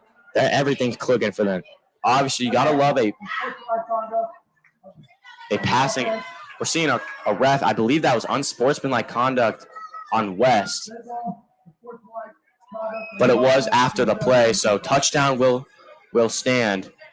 So Lakota West with just under 4 minutes to go in the first half. A 20-0 lead pending this extra point. We'll get you back here in a moment. Real quick, I want to tell you as we jump back over to Winton Woods that Elder missed the extra point. So our lead is just 3, 13-10. Big hit there right at the 30-yard line as Winton Woods trying to add to a 6-5 lead as they approach halftime at Winton Woods. Jack Oliver. Send him on motion across the line. That'll be a first down. Made it more than a quick 5-yard out. That's enough. This is where the offense hopefully can put this defense to sleep. Find somebody leaking out of the backfield.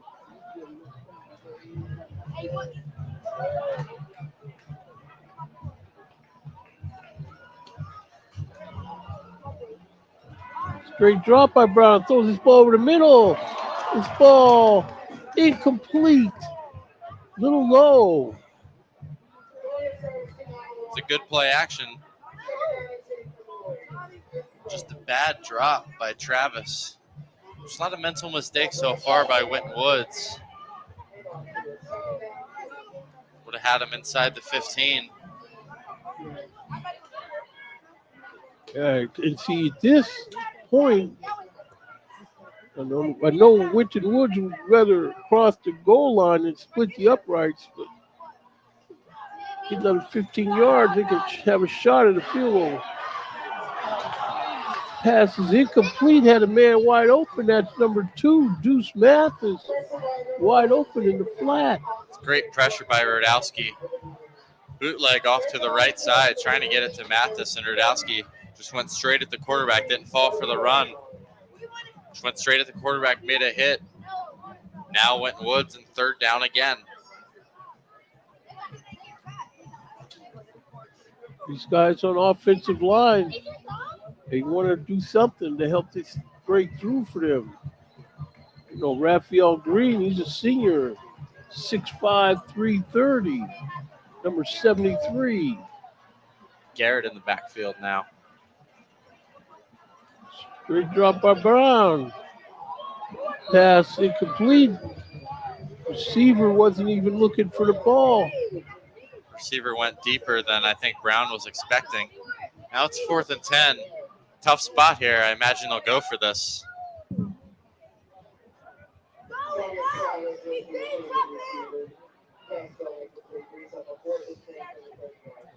Kings making some subs defensively. 3 guys in, 3 guys out. You know, to King's credit, they're playing this like they had a good scouting report on the Warriors. People with the physical skills.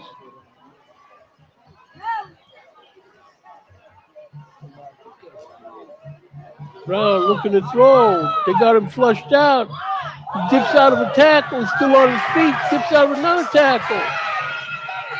There was a flag down as the ball was snapped. It's against the Warriors. 2-minute motion. Just another mental mistake by the Warriors. On another 4th down conversion this drive, they'll have to try it again. It'll be 4th and 15. We'll see if that changes things for the Warriors, and it looks like they're going to bring on the punting unit. That's what they should do.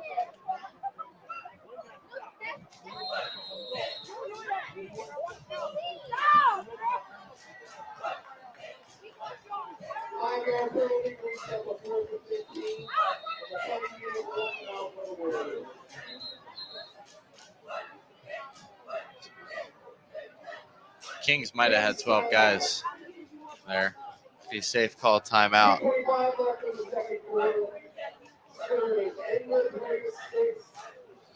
So 2:25 left to go in the half. We'll head back to Winton Woods and Kings in just a moment as they approach halftime. So 6-5 Winton Woods. Let's head back to the pit.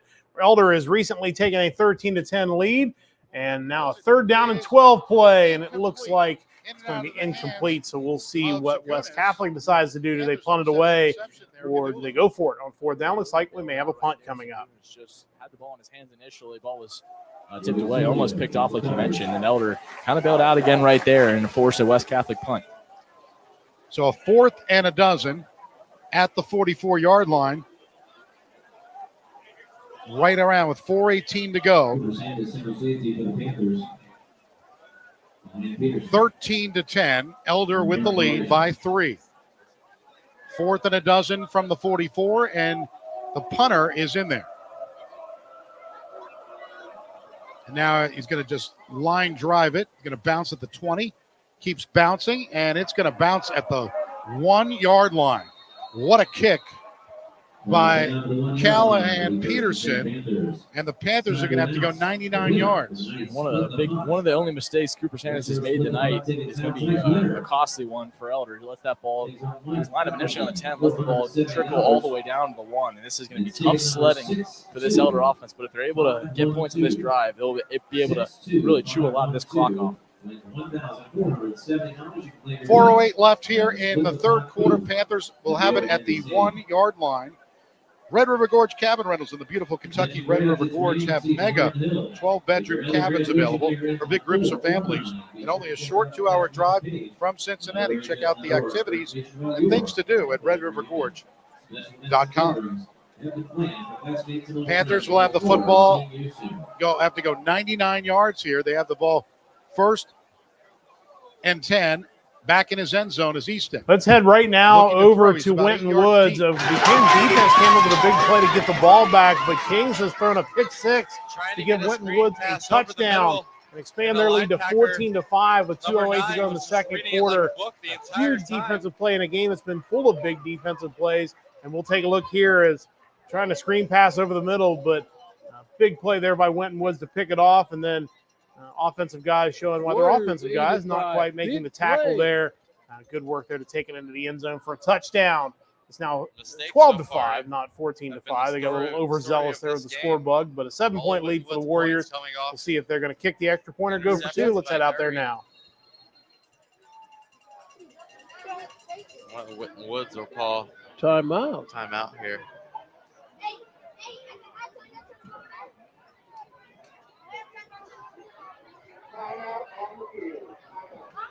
We'll have to see. The Warriors might be thinking about going for 2 here. See the replay. Anderson just reading it like a book right over the middle. Just a bad play by Nuri. Couldn't see over the offensive line. See that linebacker there. So again, Winton Woods coming up with a big defensive play right before the half to take the lead, move their lead up to 12-5, and we'll keep you updated on that game in just a moment. But of course, McNick off to a good start in this one, and to find out more about how the Rockets are doing, as well as other games around the GCL, it's that time again, folks. It is time to head out to Andy Edwards, who is at McNicholas High School, with a live update on tonight's games in the GCL. Andy? Andy Edwards here, reporting live from Penn Station Stadium, home of the McNicholas Rockets for Friday Football Live. And this is a great game here at McNick. McNick is up 27-3 as the running game from Caleb Nauman has been impeccable. And the 2 interceptions and pick 6 from Nate Collier is helping them win this game. Stay tuned here on my Twitter as well to get those updates from me. Also, some other scores that I do have around the tri-state area in the GCL. St. X and Centerville. St. X is up 21-3. Moeller and Bishop Dwenger. Moeller's up 14-10. Elder versus West Catholic.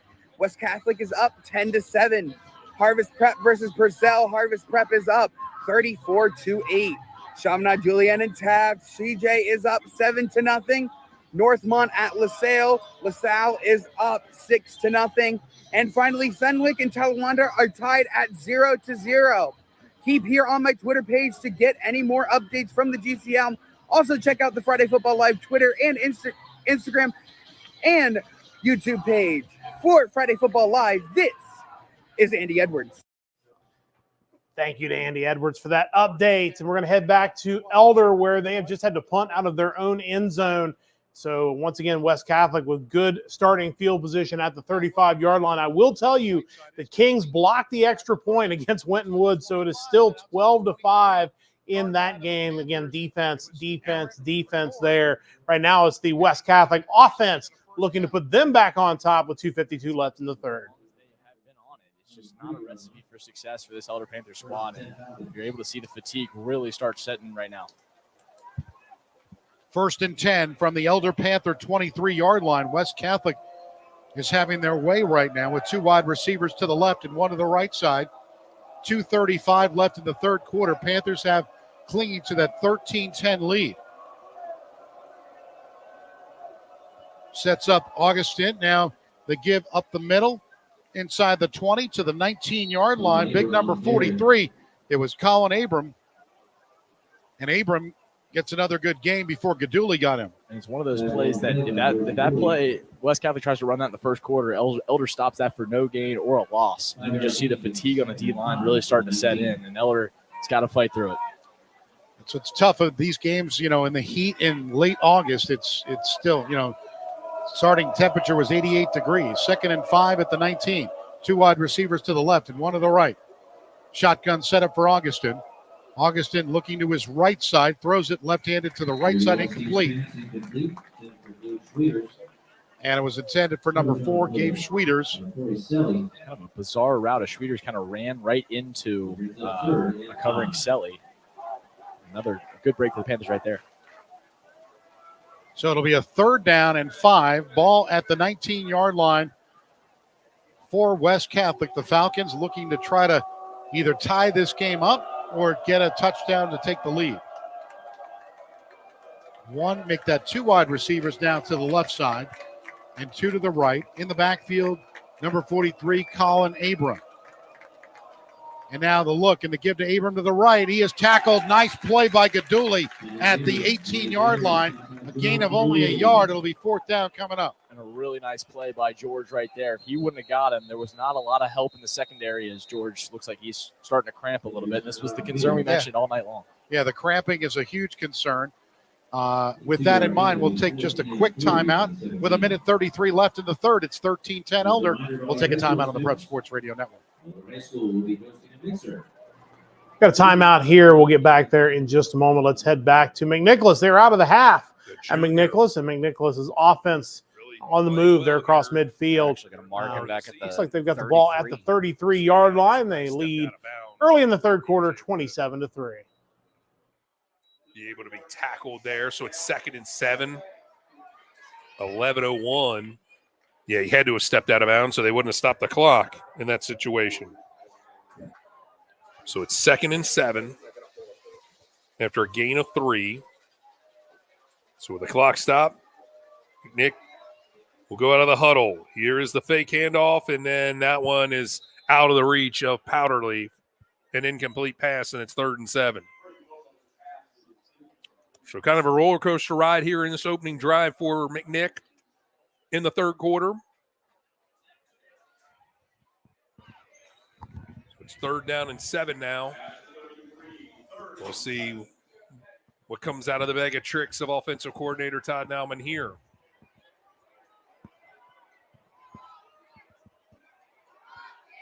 The clock stops, they go with the huddle. When the clock's running, they go with the hurry up. Yeah, it's a change of pace for the offense as well. Just, I mean, it's not something we saw from the first half.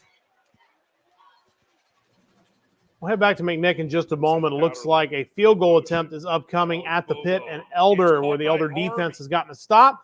But West Catholic going to try a long field goal. Looks like have a little issues with the video feed there, but looks like it's going to be about 34 yards to try to tie this game up with 1:33 left in the third quarter. They're going to say 44 yards. It's at the 17-yard line. And Landon Smith, the right-footed kicker. There's the snap, and the kick is low, and it made it right through the uprights on a line drive. 34-yard field goal ties this one up with 1:28 to go in the third quarter. We're tied at 13. We'll take a timeout on the Prep Sports Radio Network.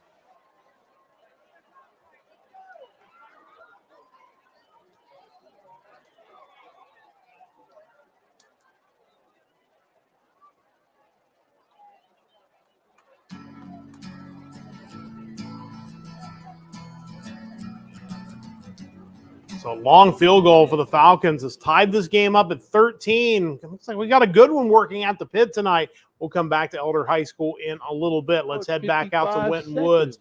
Defensive battle continues. 12-5 Winton Woods. Just 55 seconds left in the first half.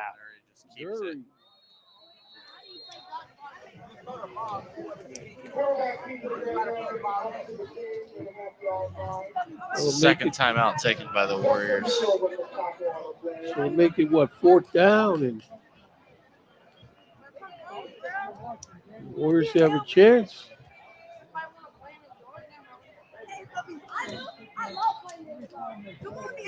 Timeout on the play with 49.1 seconds to go.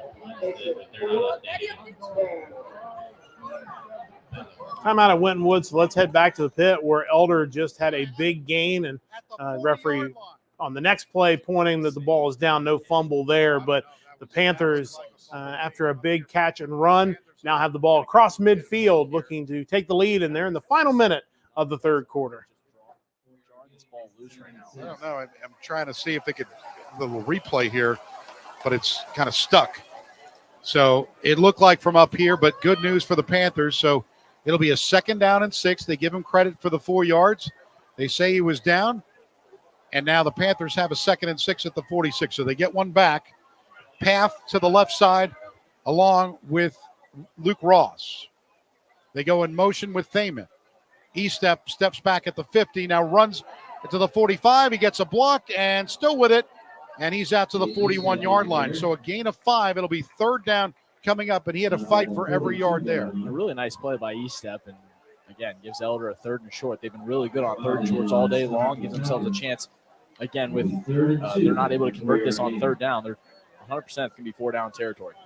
Well, it looks like this is going to be the final play of the third quarter as the Panthers will still have it, but they'll have it at the 42-yard line when we return. We're tied at 13 at the end of 3 quarters of play. here at the pit. Don't go anywhere on this Labor Day weekend. We'll take a time out on the Prep Sports Radio Network. We'll go to the fourth at the pit, all tied up at 13. We'll get you back to Elder in just a bit to see if they can cash in on this drive and retake the lead. Meanwhile, let's head out to Beechwood, where we had a punt we are looking in on, and Beechwood's going to get the ball back. Both teams starting the third quarter with a punt. So now Beechwood has the ball back and a 1-point lead. They've had some good punts today. I couldn't tell how far he was away from that ball, Yeah, but I'll it tell was you close. what, if he would have picked that up, he had some room to run. Yeah, he did. And McDaniel got into the backfield again there, and almost made almost tackled the punter. First down, Tigers. They're ball at their own 11. They're leading 21-20. 3:18 to go in the third quarter. Beechwood has 2 timeouts left. Campbell County has 3. Plenty of time here to go. The Tigers still in a similar situation. Need a kind of a long drive here and would like to punch one in. Leading by 1. Clay Hayden in huddle right now. He got the play call. He's been in the shotgun most of this day, but the second half, Chase Flaherty's run game has worked pretty well. He's going to come out under center this time. 2 receivers out to his left. Flaherty dots the I. Clay gets it. Fakes over it, hands it, rolls it, keeps it, rolls out to his right and complete out there to Ayler at the 20, 25-yard line, stays on his feet. Yeah, listen, First down. Nice play. Yeah. Again, you're seeing these Beechwood backs can catch the ball so well out of the backfield. Brody Ayler, getting his first target of the year, and he just. We'll get back to Beechwood in just a moment. We're going to check back in with Winton Woods and Kings. Final 23.5 seconds to go in the first half. It's been a defensive battle once again this year. Winton Woods going to try to see if they can tack on at least a field goal before the half. Leading by 7, 12-5, and they are across midfield.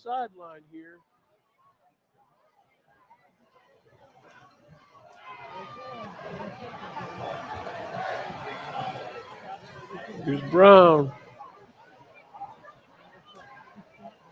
Great drop. They're in on him. He throws his ball.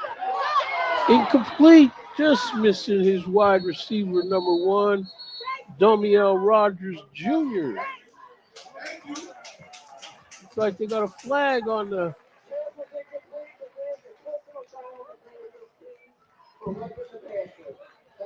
Roughing the passer on Kings Knights.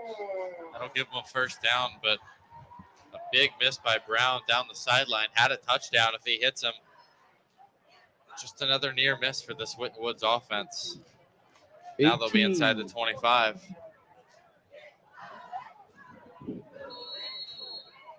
First and 10, 18.3 seconds left in the half. Tyler Gooding back there with Brown. Deuce Mathis in motion. Straight drop for Brown. Throws his ball over the middle. Just over Damiel Rogers Jr.'s head. Incomplete. Just another near miss for Brown. Again, had a touchdown. This Kings defense has done a great job against the run, but they've given up some wide open receivers for Winton Woods. Winton Woods just hasn't been able to capitalize. Yeah, this isn't what I see normally. Those passes are usually complete. So got to give credit to Kings. Second and 10, straight drop again. Throws his ball. This ball's caught. Touchdown.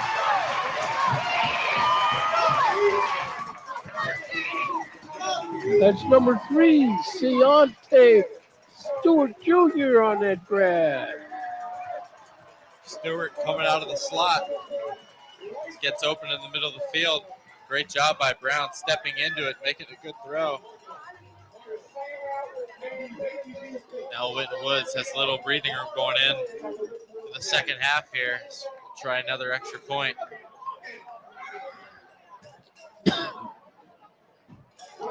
You see Brian Knighton on chipped his point after a bad snap, but he gets down, he holds it down, and that kick is good. So with 8.4 seconds left to go in the half, We have a score. Your What a Winton throw that Lady was by Warriors the Winton Woods 19. quarterback, and what a nice job on the hold there on the high snap, able to get it down. The extra point is good. Big touchdown before the half, 19-5. Winton Woods getting ready to go to halftime at Winton Woods High School. We've got another report from one of our reporters out in the field. Ben Miller is out in Cincinnati checking on games in the Cincinnati area. So let's send it out to Ben for a live update. Ben? Everyone, this is Friday Football Live reporter Ben Miller reporting on the Newport on the Levy with some score updates in the Eastern Cincinnati Conference. Libyan takes on Loveland, and Libyan is leading 3-0 in the first quarter. Little Miami versus Turpin. Turpin leads 14-0 versus Little Miami, and Anderson with a 52-7 victory over West Claremont. Absolutely dominating performance on offense tonight by Anderson. And since in the Cincinnati Hills Conference, St. Bernard leads Finneytown 7-0 in the second, and Taylor versus Lawrenceburg, still no score as they're still in the first.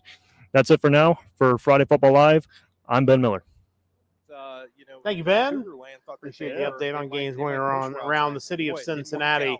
Let's head back to this side of the river, the Commonwealth, where Beechwood leads Campbell County 21-20 in the third quarter. Beechwood is approaching midfield, trying to add to their 1-point lead. Rolls to his right, looking to his right, still looking. Both throws deep. And the Urban, Jackson in there. Urban does a nice job playing defense, but Jackson picks it off. Give him credit. Luke Urban did a great job of trying to play defender, and Jackson with the pick. Yeah, Garen Jackson now two touchdown catches, and is that his second interception as well? I think that might be his second interception. County defense coming up with a big pick, keep it a 21-20 game. We'll get you back there in just a few minutes. Let's head back to the pit where Elder looking to break a 13-all tie. Looks like they're going to have a third down play coming up. We are approaching 9 minutes remaining in regulation. He kind of went low, and you can see he's kind of stretching out his back right there a little bit, and it could have been a really scary hit right there had he caught him a little bit more up towards the head, able to avoid it. 3rd and 6 at the 21 with 9 minutes to go.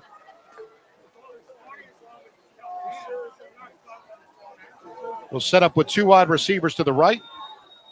After this play, we'll get a Coldwell Banker scoreboard update. 2 wide receivers to the right, 2 to the left. Shotgun setup for Estep, looking. Steps back at the 30, rolls to his right with a lot of time. 25, 20, 15 to the 10. He's out to the 5, and he's out of bounds at the 3-yard line and runs into someone at the right side. And it looks like everybody's okay.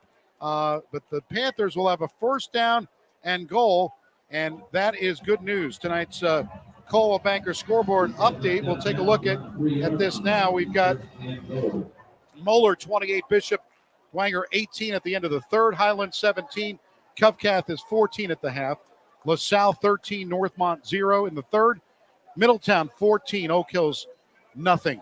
That is in the third, and we'll all scoring updates from other games will be called on the Coldwell Banker scoreboard. St. X 28, Centerville 3 at the end of 3. Thank you, Tom Kennedy, for the scoreboard update. First and goal at the 3. Now the give is to Maddox Arnold. Arnold trying to get in, spins to the right, and now gets to about the 2-yard line, now maybe the 1. It'll be second down and goal. And Len throwing it back to that last play. Caden Estep, what a run. He's absolutely blasted out of bounds, knocked some poor guy over that was standing too close to him, and that's a scary sideline. Not a lot of sideline to work with over there, and unfortunately, guy took a plunge over the chain, but looks like everybody's okay. Second down and goal from the 1. Maddox Arnold in the backfield to give to Arnold, and Arnold is going to go into the end zone. Let's see, did he get it? Now, it's real close. I think it's going to be just a foot short. Looks like Maddox thought he was in safely. He kind of slowed up a little bit, and he got pushed back. Yeah, it is just short. The ball is a little bit outside the end zone. It kind of works out well for Elder. You're able to chew some more clock off, keep your defense off the field a little bit longer. Granted, you get this touchdown eventually. Third down and goal. 7:35 left in the fourth. Estep, the give to Maddox Arnold for the touchdown.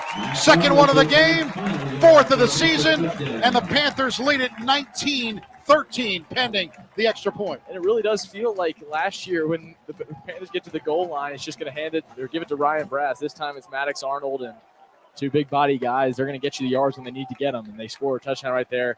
Elder gives themselves a little bit of breathing room on the scoreboard. 19-13. This is a big extra point because this forces them to get, and now Ray is going to try for the extra point now. And Ray will put it right through the upright. So we've got 7.5 minutes Elder with left. a touchdown, the in extra fourth. point. They have the lead 20-13 with 7:30 to go in the fourth. We'll get you back there in a moment. Do want to let you know Marymount was a winner tonight, 48-6.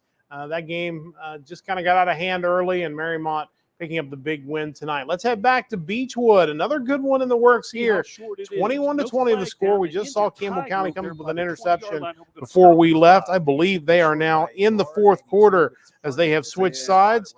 And it looks like we got some cramping going on as they're trying to stretch out player for Campbell County. So there's an injured Tiger. Just a reminder, of course, FridayFootballLive.com for all the feeds of these games beginning to end. You can check that out while they check out a player that needs to be stretched out. And other games that are in progress right now, McNicholas is kind of pulling away from Wheelersburg, 34-3. The score in that one. That one is still in the third quarter, but McNick well on their way to a win after a tough opening week loss to Steubenville. Elder, we mentioned 20-13. Lakota West did make a field goal right before the half to take a 24-0 lead over Hamilton. And then you saw the game, thanks to our friends at Waycross, the late touchdown by Wenton Woods to expand their lead to 14 points at the half. Looks like they're out of the timeout, so let's head out to Beechwood as they are early in the fourth quarter and a 1-point lead for the Tigers. Goes back, and I believe that is Caleb Smith. He's going to line up at his own at the Beechwood 37. See if he punts it. Campbell County is in punt formation. 4th down and 1 from their own 30. The snap is back. Is it blocked? Kind of tipped it, maybe. It's a short punt. Wow. It's going to bounce at the Beechwood 38. A nice job by the Beechwood coverage team. Ayler again getting in there. Tell you what, man. He is playing fantastic. Well, hey, Coach, how important is it when your team's in a situation like this and you got a kid like Ayler who's just like, no, we're not going to accept this. We're not going to got a piece of that punt, but the roll ended up being decent. So Beechwood going to have the ball just across the 35-yard line. Still leading by 1 in the fourth quarter. We'll get you back there in a moment. Meanwhile, also in the fourth quarter is Elder and West Catholic. West Catholic had a phenomenal year last year, only 1 loss. That was in their playoff game. They went through the whole regular season undefeated. So this is a big, what could potentially be a big win for Elder. It's a 7-point lead for Elder, but West Catholic has the ball at the 40-yard line. I've just been told the hot dogs are done, so that makes everybody on that side of the camera very excited. We're going to get you to Elder for a big 3rd down coming up for the Panther defense. Pick up some yards, gives themselves a chance on 4th down, or if they're going to go for it right here. A 3rd down stop for the Panthers. It will likely draw a 4th down conversion attempt because a punt back to the Panthers could end this ballgame. 3rd and 5 from the 40-yard line, set up with 3 wide receivers off to the left and 1 to the right side. 6:18 left, fourth quarter. Shotgun setup, rolling to his left, throwing to his left, and throwing high and incomplete. It'll be 4th down coming up. Just over the outstretched arms of Derek Duran, almost had a chance at a pick, and this is going to look like they're bringing out the punting unit. This might be a mistake for West Catholic right here. Got an update on the Caldwell Banker scoreboard. Oak Hill scores. It's Middletown 14-7. That was actually at the half. So just a correction there. We had LaSalle 13, Northmont nothing, and Highland 17, Cufcath 14. That is also at the half. Moeller 28, Bishop Dwanger 18. That is the end of the third quarter of play. To even the score in your next real estate transaction, go to cbhomes.com. 4th and 5 in this one.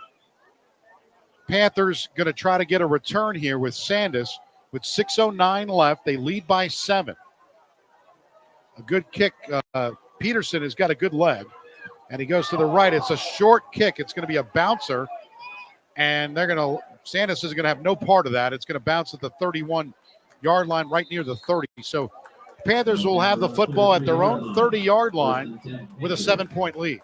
Here we go. Elder going to need probably 3 or 4 first Elder downs defense coming up with a 3 and out. Now can the Elder offense run out the final just under 6 minutes to go and give the Panthers the win. We will check back in here in just a moment. Let's head back to Beechwood, where it appears we have an official timeout on the field and potentially a timeout on the sideline. So that's somehow just perfect timing for us. Beechwood just picked up a first down across midfield to about the 47-yard line. So they are taking a timeout, trying to protect a 1-point lead. They are just maybe 2 or 3 minutes into the fourth quarter of Beechwood High School. Looks like Elder is out of a timeout, so let's head back over to the pit. A 7-point lead. Can the Panthers run this out? Let's check in at Elder High School. Back to the line of scrimmage, not much doing there. That's the plays you have to avoid if you're Elder right now. The plays that take you back behind the chains. Got to stay in front of the chains. Got to stay on schedule, or else you're going to give West Catholic another chance to score and knot this thing up. JP Logano is getting a little bit of opportunity after the injury. Now playing fullback on this drive, number 3. 5:28 left here in the fourth quarter. Panthers have the lead, 20-13. It's a 2nd down and 10 from their own 33-yard line. 1 wide receiver to the left side and 1 to the right. They go in motion. Now set up is E-step. Give the ball up the middle, and it's Thaman. Thaman gets to the 39-yard line, a gain of 6. It'll be 3rd down and manageable. Just what the doctor wanted right there. Elder takes themselves off schedule, puts himself right back on there with a nice Joey Thaman run. Did exactly what he had to do. Didn't try to bounce it outside, ripped it right up the middle for a good gain. 3rd and 3 for the Panthers at the 40-yard line. 4:50 remaining.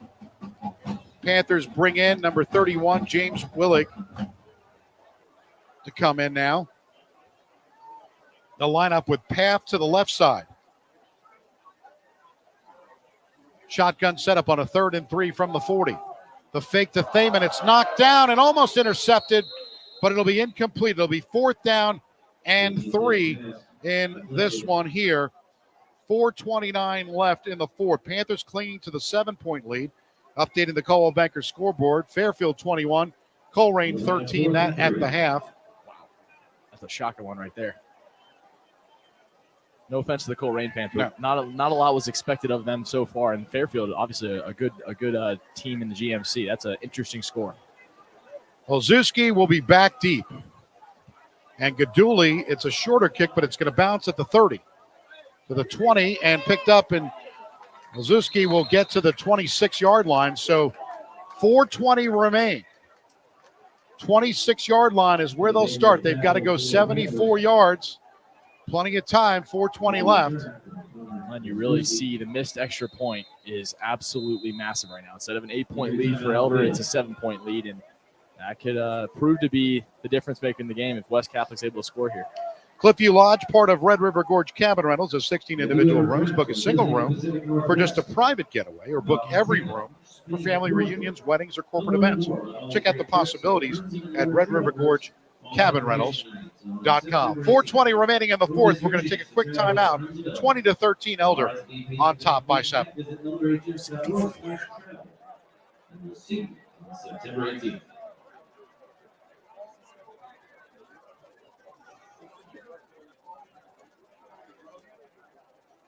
Once again, we'd like to thank tonight's game sponsors. Champions Grill has delicious food, salads, wraps, and chili to suit your cravings. Champions Grill has been serving our West Side fans for 21 years and is proud to sponsor Elder Panther Athletics. Tim Dingelock, Elder Class of 1973, would like to recommend Craft Electric for all your commercial and industrial design build electrical projects in Cincinnati, Columbus, and Asheville. Craft Electric is a proud supporter of Elder Athletics. Welcome back to the pit. Len Harvey and Will Smith. Will Smith, look at me. I'm giving you a new name. Will Summers, 4:20 left at the 27-yard line is where West Catholic will take over from left to right. Shotgun set up, and now the give to the left side. Brightonfield. Givefeld goes to the 30 to the 31-yard line. A gain of 4, almost 5 on that one. A really nice play to start off this drive for West Catholic. Elder's back half was a lot of miscommunication going back there, and eventually they were able to make the tackle, but a good game for West Catholic on first down. First, and they get 2nd down and 5. They ball spotted right at the 32-yard line, so he did get 5 yards. One wide receiver off to the left side, and that's Gottleber. And they've got two wide receivers off to the right. Shotgun setup for Augustin looking and now gives it up the middle. And he's been getting a lot of carries. It's Abram. And Abram gets back to the line of scrimmage. And that's Big it. third So down play coming up. But first, let's head over to Beechwood High School, where Beechwood holding on to a 1-point lead with just under 9 minutes to go in the fourth. In the shotgun, he gets it, looks to his right. Now up the center, throws over the center, complete. Nice Urban catches it down to the 30. Not going to have enough for the first down. Don't think he'll be close. They're going to spot it at the 30. See how far it's going to be, about a 4th down and 3, I believe. They're going to have to get down to the 27. Would be a very long field goal. Think the Tigers are going for this one. Yeah. That was a heck of a catch. Yeah, sure I was. mean, that's, again, Luke Urban, who I think is one of the best receivers in the state. I mean, just made a terrific catch. He was blanketed. Yeah. That was great coverage by the Campbell County defender, and he just picked that off like on his hip. That was a great catch. 4th down and 2. Tigers are going for it. Ball spotted on the 35. Hayden in the shotgun, joined in the backfield by Flaherty. 2 receivers to either side. They're coming. He gets it. Here they come. Blitz coming, picked up nicely. Chase throws down the middle, under pressure in the end zone. Touchdown! Clay Hayden under heavy pressure. Hey, Chase Flaherty picked yeah. up that block on the blitzer, boys. That was. That was a man's block Yes, right it there, was. guys. That was a man's block. Whoever the blitzer was absolutely put a lick on Chase, and he stood strong Yes, he did. and did not allow the blitzer to get through him or get around him, and that gave a little bit of extra time to Clay to make that throw. Yes. What a route there by Man. Luke Erdman to find open space, get there, and be there for the catch. Beautiful throw. Clay was under pressure too, but Chase Flaherty with the outstanding block. Tigers out for the extra point. Colson Lair lines it up. Snap is down. Kick is up.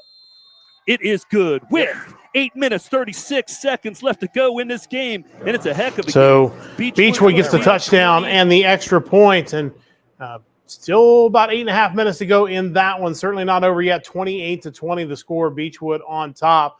While we were away at Beechwood, the Elder defense comes up with a big turnover, and now they have the ball looking to run out the clock. Only 2:18 to go, protecting a 20-13 lead. That's up in the backfield. Now they give to Thaman. Thaman inside the 30 to the 29-yard line. A gain of 3, and that should be enough for an Elder Panther first down. You have to start burning these timeouts right now if you're West Catholic, and Elder just keep the chains moving, keep ahead of schedule, keep getting first downs. Call Banker scoreboard update. Thanks to Mark Bengal. The final score, St. X with a 34-10 win over Centerville. So a big win for the Bombers. And they win over Centerville tonight on the Caldwell Banker scoreboard update. 1st and 10 at the 29-yard line for the Panthers. 1:45 left in this one. Shotgun setup for Estep. He's back at the 34-yard line. Now he takes his time with 1:35 left. Still taking all kinds of time and gives it to Thaman to the right. Got a block inside the 25 to the 24. A gain of 5.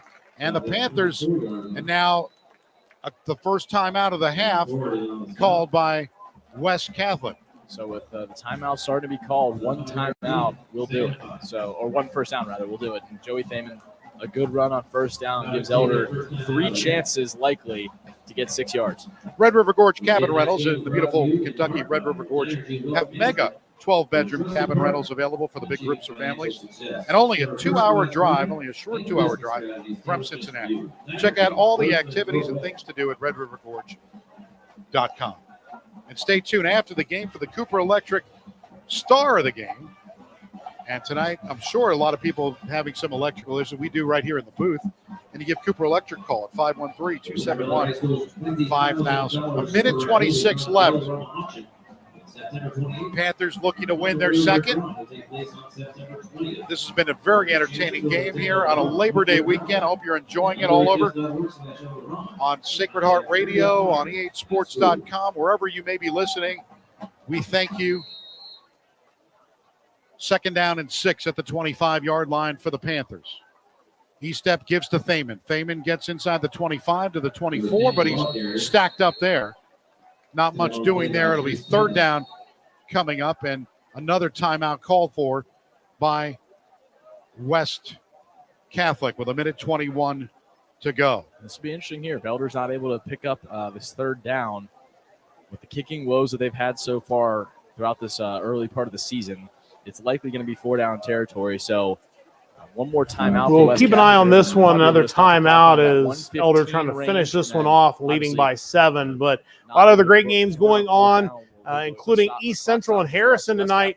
And our own Colton Smith is out there at Harrison High School with updates on that one. Colton, what do you got for us? Cole Banker scoreboard. It has been an electric first half here in Harrison, Ohio. The East Central Trojans lead, but the fans are still going crazy. Standing room only. Harrison's got fans. East Central's got fans. It is madness here. And the East Central Trojans currently lead 21-13, but that has not made it any quieter at Bill Kuntz Field. To start the game, Harrison, they had a rough first drive, which ended in a blocked punt at their own 11. East Central turned that into a touchdown. Harrison answered, though, with a 60-plus yard touchdown pass, and then they traded blows to where we are now at 21-13. Some clutch fumbles, interceptions, all the madness is there. But looking around Indiana, Indy Cathedral, the number 1 team in the state, currently trails 17-7 to the number 3 team in the state, maybe number 1 next week, Brownsburg. And looking closer to here, Batesville and Milan currently find themselves tied at 7 apiece in the first quarter. Lawrenceburg, it was early. I haven't got an update recently, but the last I saw, it was 6-0 in the first quarter. South Dearborn currently leads Madison 20-0. That rush-centric offense seems like it's working very well there in South Dearborn. And that is all I have from Indiana. It's looking like it is a great night all around the tri-state. That's Colton Smith here in Harrison.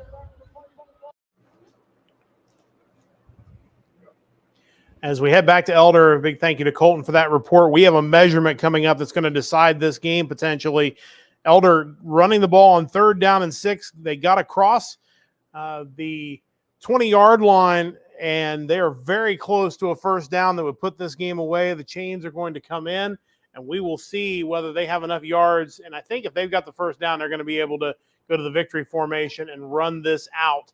They are stretching the chain, and it is a first down for the Panthers with 1 minute and 18 seconds to go, and that should mean victory formation and victory for the Elder Panthers. We'll go over there now to make sure they're going to run it out as they lead by 7. But before we check in with that, our own Dimitri Fizich has updates tonight.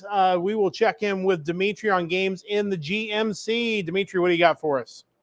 At the half for the Firebirds, a 24-0 advantage over the Hamilton Big Blue, a shutout. The defense coming up strong, but on the offensive side, Sam Wiles with 2 rushing touchdowns and 1 passing touchdown. That passing touchdown to Braden Johnson for a 43-yard reception going into the end zone. And then Kofi Adubafor was able to put in a field goal right before halftime to get that score to 24-0. Now, the only good thing that's really gone well for the Big Blue is an interception by number 11, Jalen Smith, on a corner pass to Trey Barnett in the end zone from Sam Wiles. Unfortunately, just underthrown, and it was a pickoff. Taking a look around the GMC, Princeton up big against the Sycamore Aviators, 24-0. Fairfield up against the Colerain Cardinals.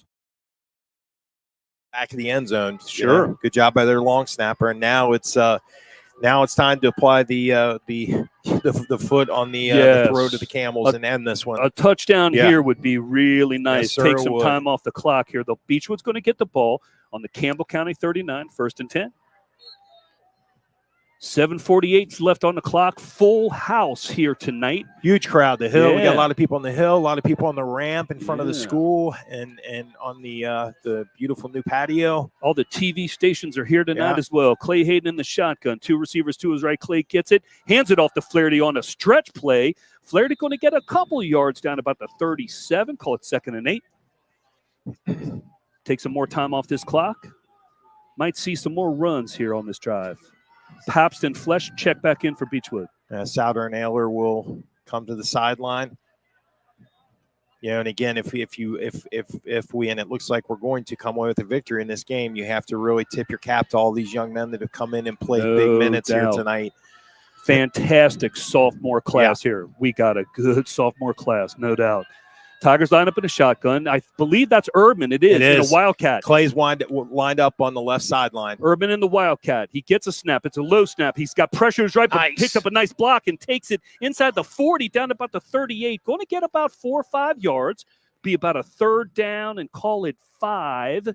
Ball going to be spotted on Campbell County 33. Yeah, and I think Luke would have picked up probably an extra at least 5 to 10 yards had he cut inside. Yep. He ran right into the back of the blockers.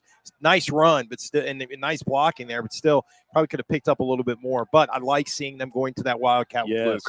Third down and 4, they're calling it. Ball spotted on the Campbell County 33. Clay Hayden back out at quarterback in the shotgun. No, it's Urban. Oh, it's Urban Wildcat. again. Yeah. Good call. Let him. Wildcat. And by the way, he can throw the ball. Yeah, here we go. Urban again in the Wildcat. He gets it. Snap goes to his right. Has some blocking out there. Cuts it back up inside at the 30. Nice cut. Nice job. 25 first down. That was a nice cut there. And a great block by Chase Flaherty again. Chase Flaherty, he kind of threw a forearm and an outside linebacker. The linebacker withstood the blow. It looked like he was going to bring Luke down, but Chase hit him again and knocked him off his track, and that opened up a hole for Luke to pick up extra yardage. Great block. Chase Flaherty again. Mark, 2 games. He is playing at his absolute top level. So happy for that kid. He's playing such great football. Great kid as well, too. First down, Tigers ball at the 25-yard line. 1st and 10. Clock is running. 5:56 to go. That's always good. Now Clay Hayden is back out at quarterback. 2 receivers to his left. 2 join him in the backfield. Clay gets a snap. Hands it off to Flaherty on the right side and a big hole down to 20, 15, cuts it back, 10, cuts it back again. Nice move. Takes a hard hit, gets it inside the 10, down to about the 9. Nice run. Chase has to be over 100. He's got to be. Yes. I think he's probably sitting in the 100 to 120 range right now. And has had 2 fantastic blocks in this game as well. Yeah, and good blocking on the edge there by sophomore tight end Bo Souter, who held his block long enough and turned the outside linebacker away from Chase. So just another good block. They're calling it first down and goal. Ball is spotted at the 9-yard line. Beechwood cannot get a first down. They got to put it in the end zone. Clay Hayden comes out again. He's going under center. No, in the shotgun. Flaherty and Ayler join him in the backfield. 2 receivers to his left. Clay gets a snap. Hands again to Flaherty going to the right. Gets some blocking out there. Cuts it up at the 5. Inside the 5 down to the 4. Nice tough running. On first down, picks up about 5. Man, you got to give Coach Weinrich a lot of credit. Yes, 100%. His staff. Yeah, definitely. I mean, they have come in here. They didn't back down after the beating last year. He's doing a great. This is, I think, his 3rd year, Campbell. Yep. You can tell. This is. I was surprised at the number of years that he's got. Let me see if I can find this. Well, he was at Highlands before. Yeah. But I mean, it just looks like a different team. Yeah, it sure does. There's a timeout or something called out on the field. Don't know who called the timeout. Well, the ball is spotted at the Campbell County 5-yard line. They're calling it 2nd and 5. Yeah, so this go ahead, Mark. That's all right. 4:51 to go in the game. 28-20 Tigers. Yeah, so this is Brian Weinrich's fourth season. Wow. In 2021, he took over for Mike Wolf, went 1-10. 2022, 4-7. 23 last year, 3-8 with a first-round heartbreaking loss to Bullitt East in overtime. A timeout at Beechwood. We'll keep it right here for the moment. We do want to tell you, though, Moeller a winner again tonight over one of our favorite schools, Bishop Dwenger, 42-18. Noteworthy, though, and this is from Mike Dyer of WCPO, another big night for junior quarterback Matt Pomatoski. 24 of 36 passing for 362 yards and 4 touchdowns.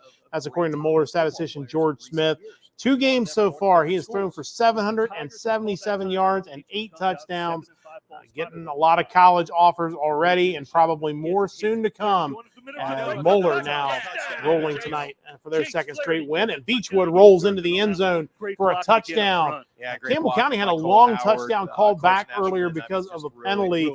And now Beechwood has expanded their lead to 2 scores as they are getting late in that one in the 4th quarter. Let's head out there to see what they do here on the extra point. 4:40 to go in this game. Colson Lair comes out for the extra point. 34-20 Beechwood as it stands now. Tigers looking for a big win over a 5A school last week and a 6A school this week. Snap is back. Hold is down. Kick is up. Money. Mr. Lair with 4 minutes and 40 seconds left. Extra point is good. Beechwood 35-20, as you see right there. Just 4:40 remaining as the Tigers looking to pull away from a Campbell County team that has played very well, especially compared to last year, but it looks like Beechwood going to pick up the win tonight. We've got some more updates from our reporters out in the field. Our own Ben Burdett is giving us some updates on games going on in Northern Kentucky. Seems appropriate as we're taking a look live in at Beechwood. So let's throw it out to Ben for some updates from Northern Kentucky. Ben? Halftime has arrived for a lot of our Northern Kentucky action, so let's take you around the Commonwealth for some scores. Beginning in Fort Mitchell in the Jungle, it's Beechwood leading Campbell County 21-13 at the break.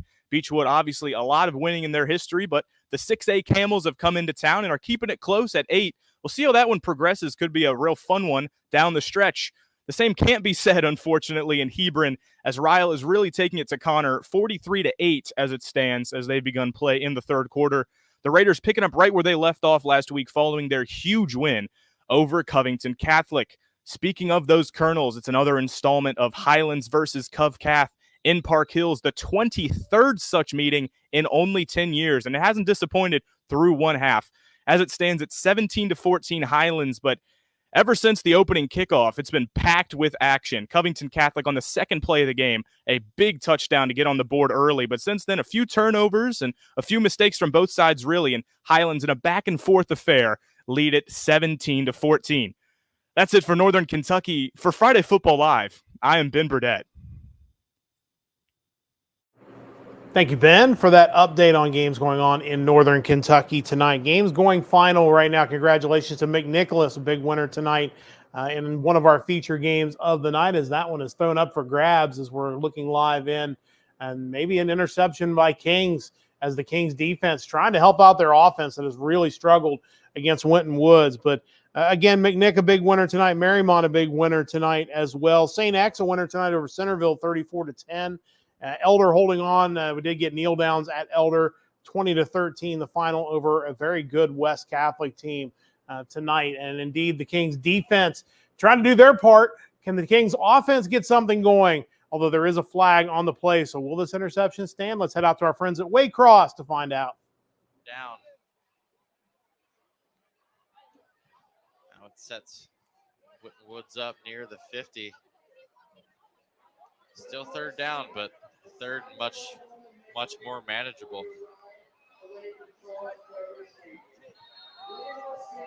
We're down for the Warriors on offense, and with 8:39 left to go, they need to stay on this field.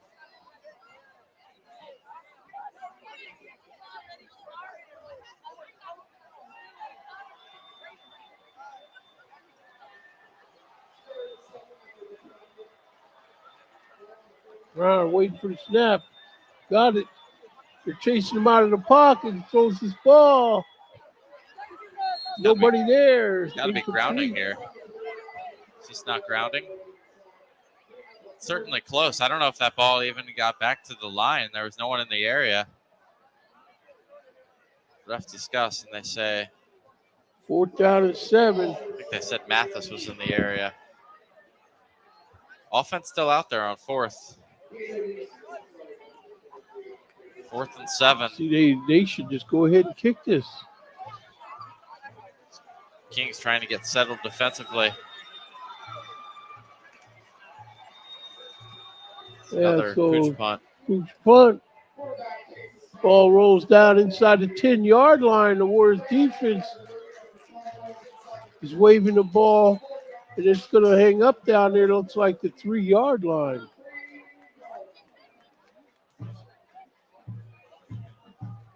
Tough spot if you're Kings. I think they'll really lean on Nuri here to run the ball. Yeah, this is where it's going to be up to Kings to get out of the shadow of their own end zone on this.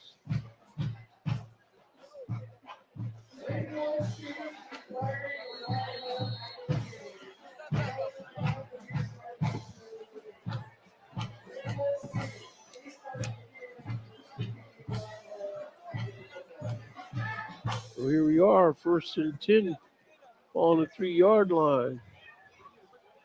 Nuri fakes a give and muscles in there on his own. Moves the ball ahead to about the 8-yard line.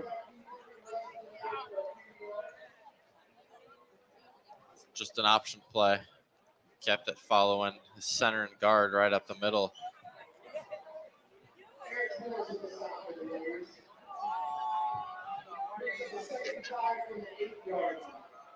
Every snap so far for Kings has been out of the gun.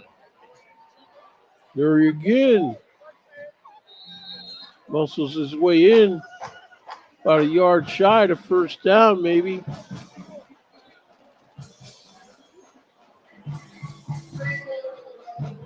Big play here for Kings. Don't want to be forced to punt this early in the drive, backed up this far. 3rd and 2.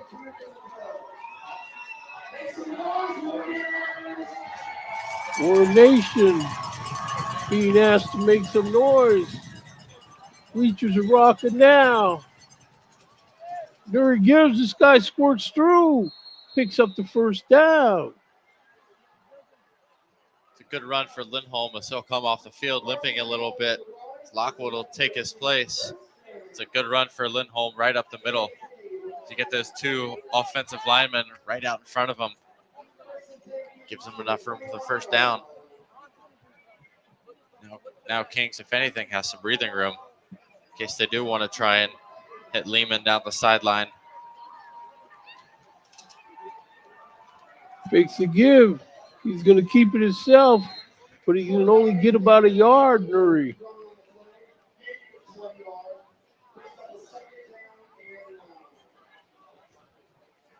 I don't think Nuri wants to throw this ball, but he's going to have to. 6:18 left to go, 3rd quarter.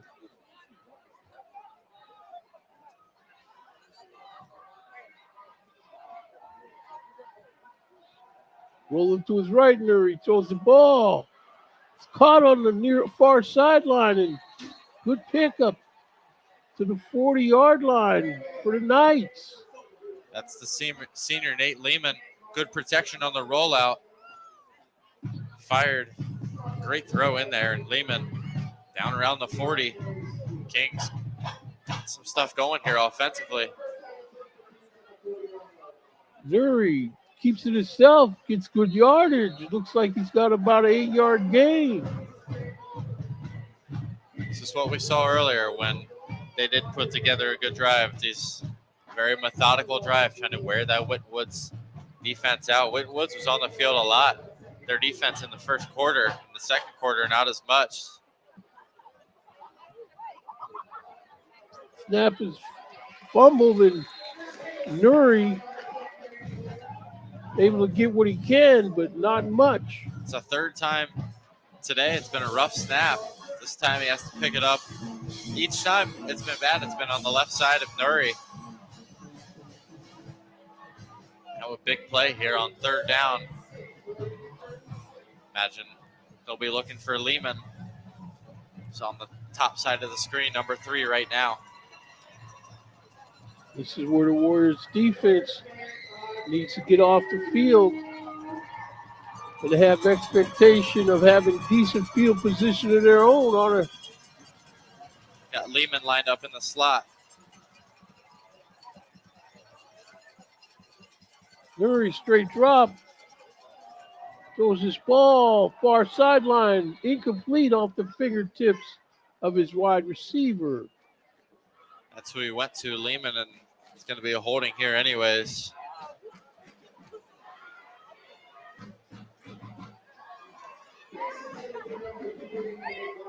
Bring on the punting unit for Kings. Good drive going. Bad snap on 2nd and 1. Just stalled the drive out. Just another missed opportunity. Deuce Math is setting up shop about the 20-yard line, awaiting this punt.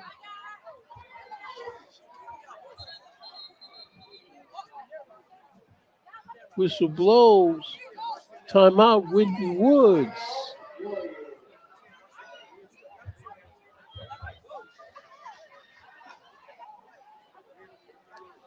Woods rushed to get that timeout in.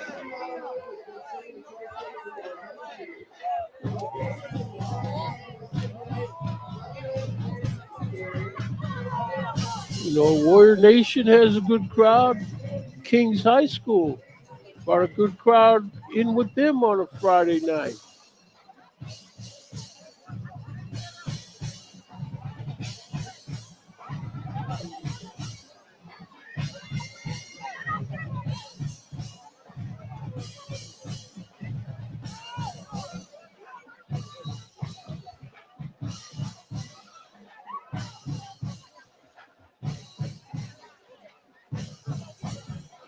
Well, here comes Kings back on the field. Execute this punt.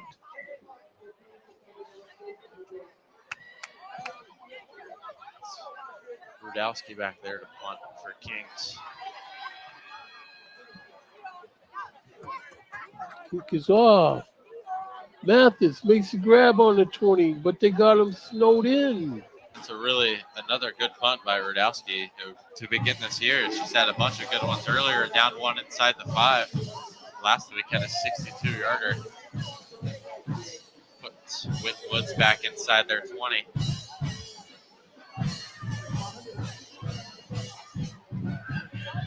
So still 19-5 there. Let's head out to Beechwood, where Campbell County is trying to drive. We're very late in this one, late in the fourth quarter. They don't have a clock on the screen, but I would guess not more than a couple minutes left in this one. In Campbell County, they probably got to score on this drive and do it pretty quickly if they have any chance to hang around in this game. In fact, there's just over 2 minutes left in the fourth quarter.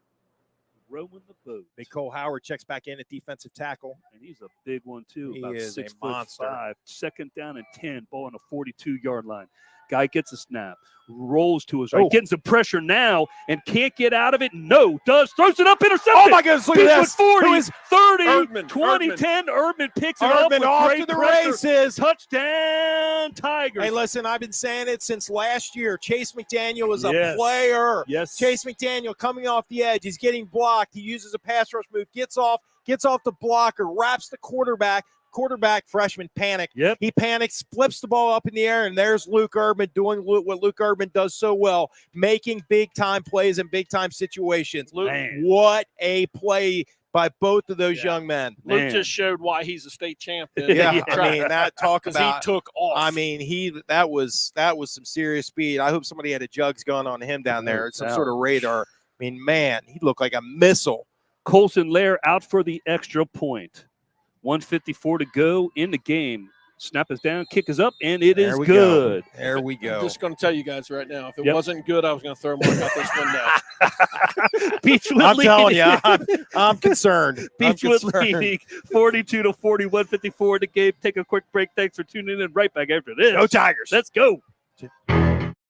And that should do it as Beechwood leads 42-20 with under 2 minutes to go. Meanwhile, again, the Kings defense doing everything they can to keep them in this game. Wynton Woods with a fumble. Kings recovers in the red zone. 3:40 to go. Kings got to punch one of these in for a touchdown. They've got a safety and a field goal so far. They're going to need some touchdowns down 19-5. Let him just get it by running. Oh, this guy runs through a big hole down inside a 5-yard line. Carson Lindholm, senior back. First team all ECC runner finding a hole. Almost got to the end zone. 1st and goal at the 3.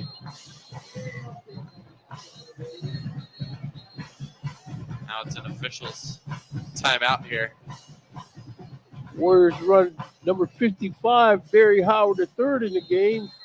A 300-pound, 6'3" offensive lineman that they're going to have playing heavy load down here near the goal line.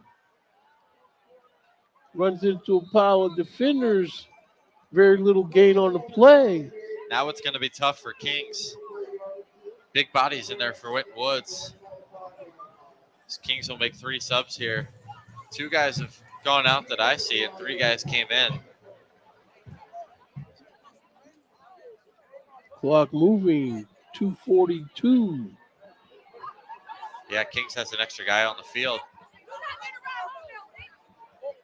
Yeah, they're going to have to call timeout.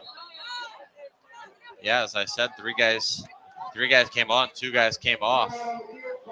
And they all went to line up, and there were 2 guys in the same spot. You got them young eyes.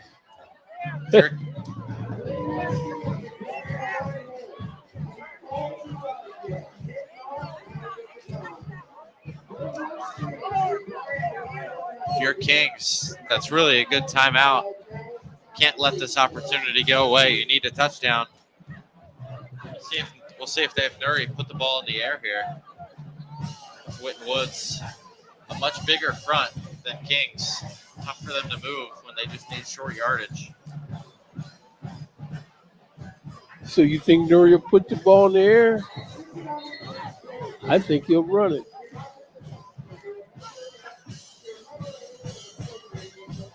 I think they could try and hit Lindholm or Lockwood off in the flat near the sideline, try and get him in the end zone. See either that or they'll run it behind Nuri.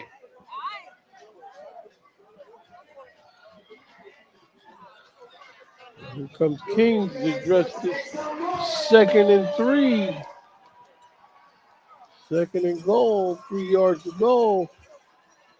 Nuri fakes to give, muscles inside, but Ward defense stiff.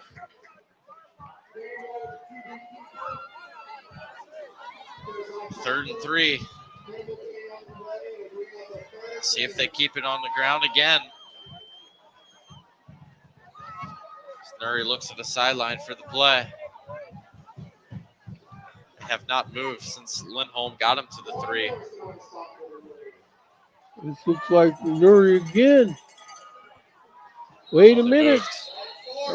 That'll be on the Knights. Like the left tackle moved. Looked like they were going to throw there. They had Lehman on the top side of the screen. Their star receiver looked like they were trying to go to him. Now it's 3rd and goal from the 8. Gives them a little more room. See if this will be 4-down territory here as Woods will sub in another defensive back for a defensive lineman now that they have more room. Ward defenders. Nobody jump. Great drop by Nuri. Throws the ball. Incomplete. Now it's 4th and goal. Try to get it to Frisk toward the pylon on the far side. That's a tough throw for Nuri to make all the way across the field like that to the front pylon. It looks like they're going to leave the offense out here on 4th down. Big play in this game for Whitten Woods. You cannot have a penalty here to give them new life if they don't get it. Lehman on the top side of the screen. Nuri looking to throw. Incomplete. No flag, or there shouldn't be. No flag. Lehman got tossed out of bounds, but looked like it was an uncatchable ball. So Whitten Woods guy down. 1:25 left to go in the 3rd quarter. Yeah, you see the replay. Lehman was pushed to the ground, but that ball, no one had a chance at that ball anyways. Well, what's going on here? Yeah, they did call something on the Warriors.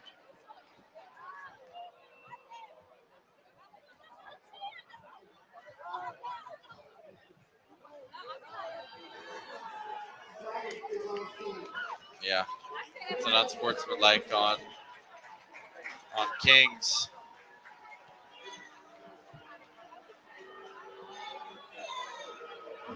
And so that penalty's on Kings. And this ball, we're going to try this 4th down from the Warriors' 23-yard line. Oh, okay, the Warriors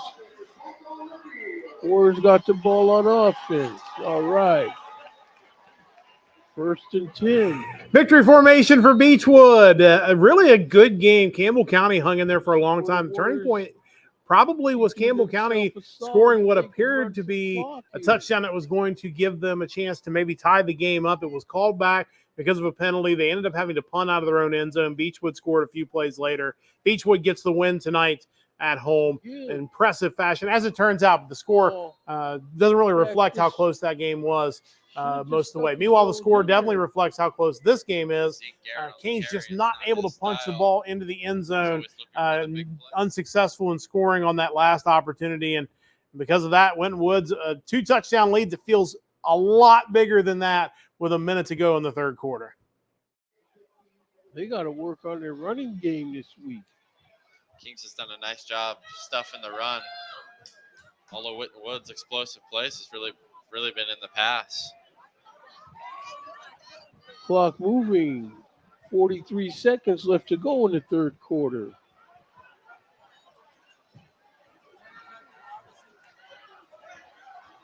Brown, they got him. He's lucky to avoid that first contact, but they got him. Clock moving, 20 seconds left to go.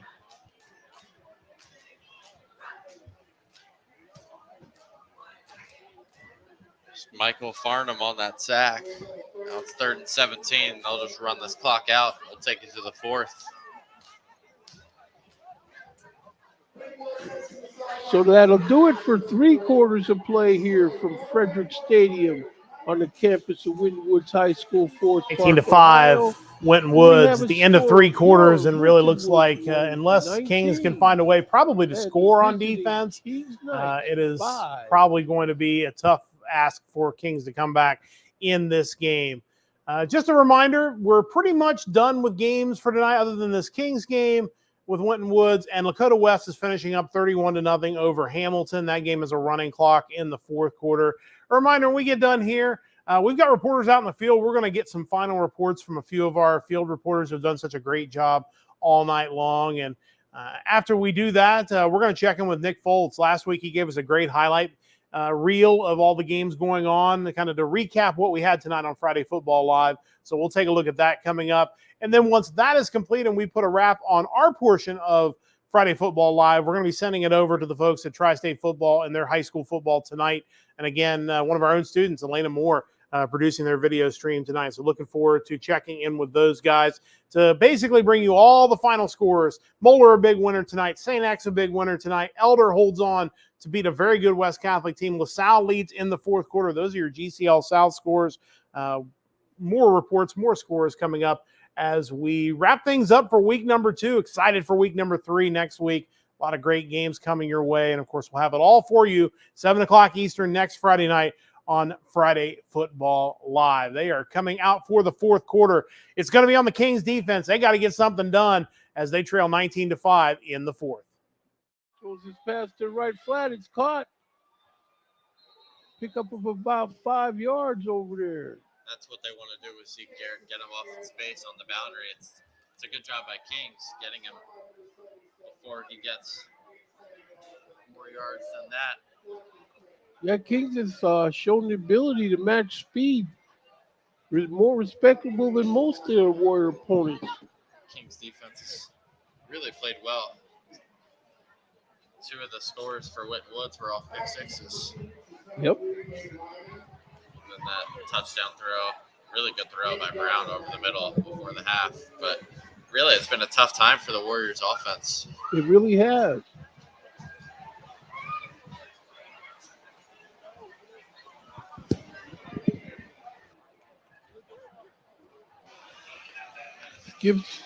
Kick is off, nearly blocked. Picked up by the Knights. He's able to advance his ball into Warrior territory about the 49-yard line. Really good move by Lehman. He's had a few of those good juke moves tonight. Got him about 5 extra yards. And now it's really now or never for Kings. They need a score. That punt was almost blocked. Yeah, well, this is where he'll probably have to throw this ball if they need a score. But I think the Warrior defense wants him to throw this ball.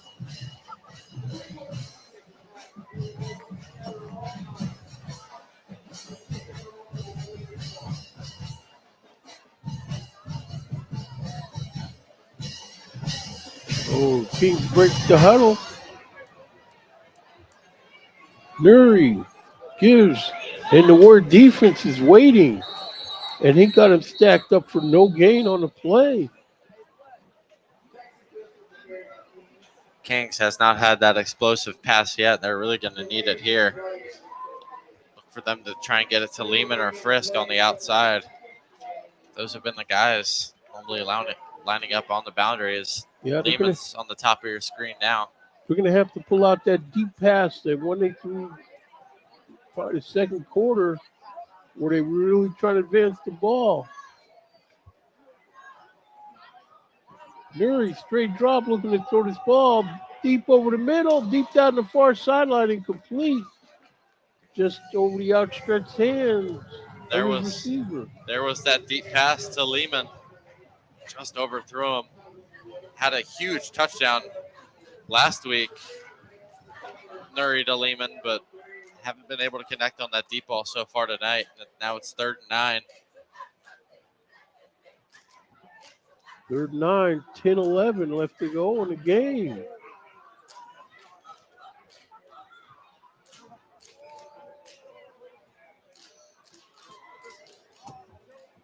Kings breaks the huddle over the ball. Nuri, straight drop. Goes his ball out of bounds, incomplete. Tried to go to Lehman again on the corner route.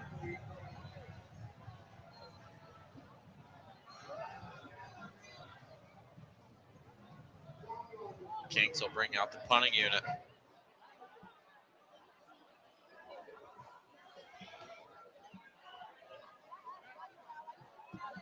They've got the punting unit out there, but no punter. Now a punter comes out, but that's the quarterback, Grant Nuri. Interested here to see if they'll try something. I don't know if Whitwood's noticed that's the quarterback out there. Deuce Math is camped out on the 15, awaiting the kick. Low kick. Takes a Warrior bounce, and we're going to down it at the 20. It's like we got some fisticuffs. Well, not fisticuffs, but looks like a Kings guy took a run at a Warrior. Flag went up. See what they say. Looked like both guys were pushing and shoving there. Refs threw it, though, after the Kings guy. Might not have seen the Whit Woods, number 7. See a replay here. Yeah, he threw that like it was a reaction to the Kings guy. Yeah.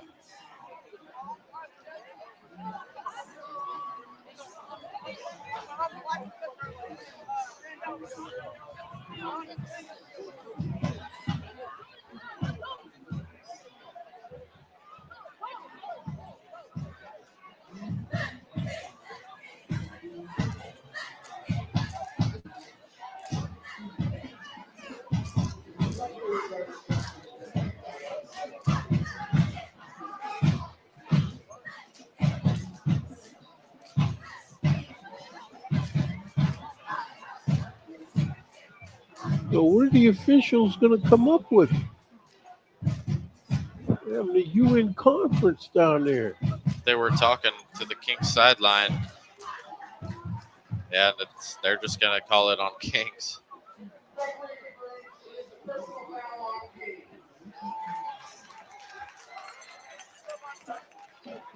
Well, that foul on Kings and moved the ball up to the 35-yard line.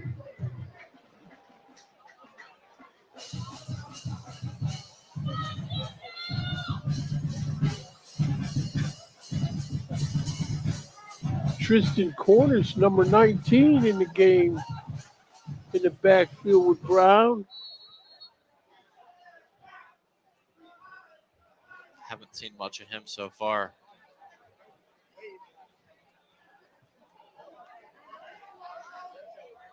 Cornish with the carry, but he can't get anything. It's really been a tough time running up the middle for the Warriors.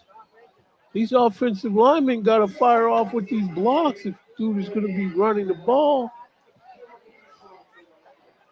Kings doesn't have a huge front four defensively. They've been pretty stout so far. That's what I'm saying. The future opponents of the Warriors look at this game on film and, see possibilities. It's early in the season. Brown pitches. There's Zeke Garrett. Makes some tough yards out of it.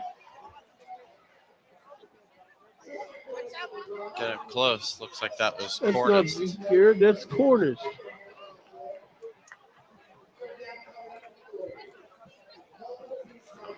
Third short. See if they go back to Gooding here. Try and get a couple yards, but it looks like they'll stay with Cornish next to Brown on the backfield. They need to maintain possession of this ball.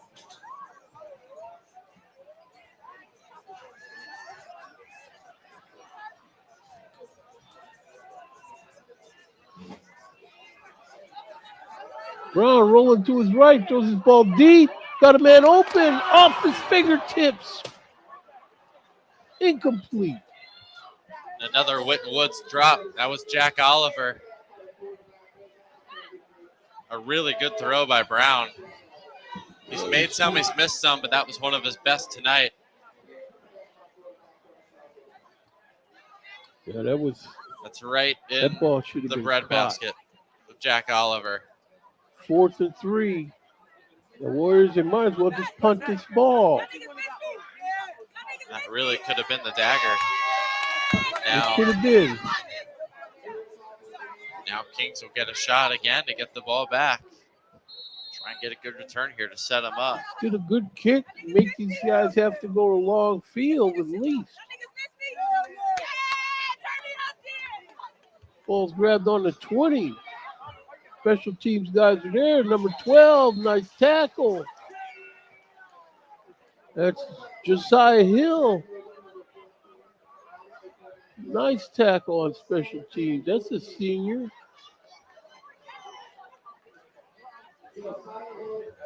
Oh, that's a junior. Yeah, it looks like we're going to get a block in the back here on Kings. Late in that play as he was going down, Kings just hit a guy in the back near where the tackle was made. See a flag out around the 34. You see the replay here.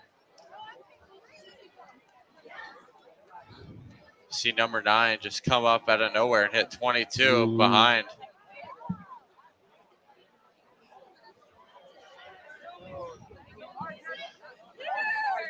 Yeah, who's that down? Still down. King's guy? Yeah, I think it's a Kings guy down. Looks like the guy that got rolled over on the ground there.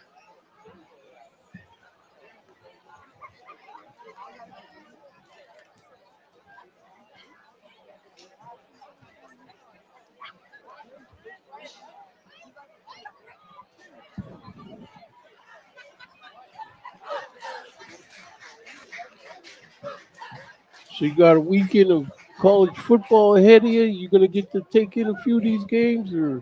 Absolutely. It's a good week 1 slate. I think Notre Dame and Texas A&M Saturday night should be one of the best. You Notre Dame fan? I'm not. Oh, okay. I'm not a Notre Dame fan. I just figured you might have been since. I'm an Ohio State fan, but they're playing Akron, so. Oh.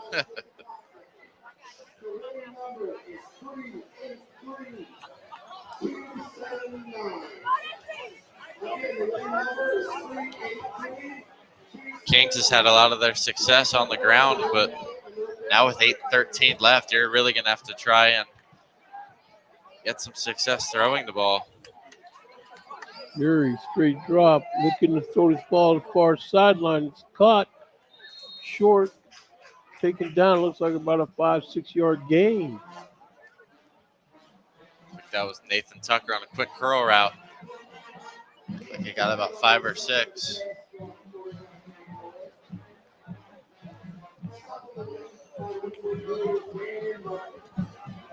You know, there's nothing better than late on a Friday evening remembering that, hey, you know, maybe we're going to have a good game to go to after all. Our friends at Mason Sports Radio, of course, we've broadcasted their games last year, a great partner of ours. They are broadcasting this game at Lakota East. We were not aware of that. We are now aware of that because it's coming right down to the end. Lakota East up 20-13 on Mason. Mason using, I believe they've used both of the timeouts they had left. So big third down coming up. Just under 2 minutes to go in this one. So the Mason defense going to have to come up with a stop here to give their offense a chance to maybe come down and tie it up late. 1-on-1 the outside with Zion Neal. And Amin Garrett. Kitna moves Neal to the left side. He's going to take it himself towards the right. Has a bit of an opening, but he's not going to get the first down. Get it. So now you ask the question, does Lakota East think about going for it? No, you got to punt it. With how I've seen Coach Kitna today, him going for it on his own 20-yard line, his offense has run the ball phenomenally. Personally, I would punt it. Put in my defensive hands. But what I've seen from this Lakota East offense is second and about 3 or 4. I wouldn't be surprised if I see the offense still on the field. Ball is placed at about the 43, first down at about the 46. We saw Lakota East try the fake punt earlier on a pass all the way down to their sophomore receiver. It was Carter Jones that just fell incomplete, but they had it. Yeah. And I don't know, Isaac. I think you put your trust into defense and make this Comet offense earn it. And that's it looks like what they'll do. The punter is on the field. If you're the Comets, so you have to see that ball go through the air. You can't wait on it because there is a fake punt opportunity here. I've seen stranger things. Kaiser Wilhelm last time had struggle catching that punt. Same look here from Kidney. He's looking on the sideline. About 10 yards from the first down marker. I think it's a decoy. I don't think they fake this. It is just going to be a punt. Phenomenal punt. Caught by Wilhelm. Has some room. Breaks free towards the left side. Makes a couple guys miss. What a catch from Kaiser Wilhelm. If he doesn't get that, it could roll all the way to the 10-yard line over the shoulder. The Comets, it's a long way to go. But you could say there's a chance. And anytime you can say that in a GMC matchup where you haven't played perfect football, 0 timeouts for the Comets. They have plenty of time, 1:39 remaining. But, Daniel, you got to feel like you have to go away from those runs, and it's got to be an all-pass drive here. Yeah, minute 39. A minute 39 left in this game. The Comets have a shot. But, Isaac, you're out of timeouts. Yes. You got to put the ball in Ashton Shape's hands. You got to feel like you have to take that one shot, one-on-one. Could get the pass interference. I'm a big Brendan Dunn fan. I saw what he did at Lebanon. He's a super fast kid on the outside. Hasn't really got the chance. I love the look that he brings to this offense. We'll see what the Comets do. 90 yards to go for the tie. 1:39 to go. No timeouts. Schaefer will look right. Can't find his man. He looked for Brendan Dunn on the 5-yard out route. It's incomplete. 2nd and 10 here for the Comets.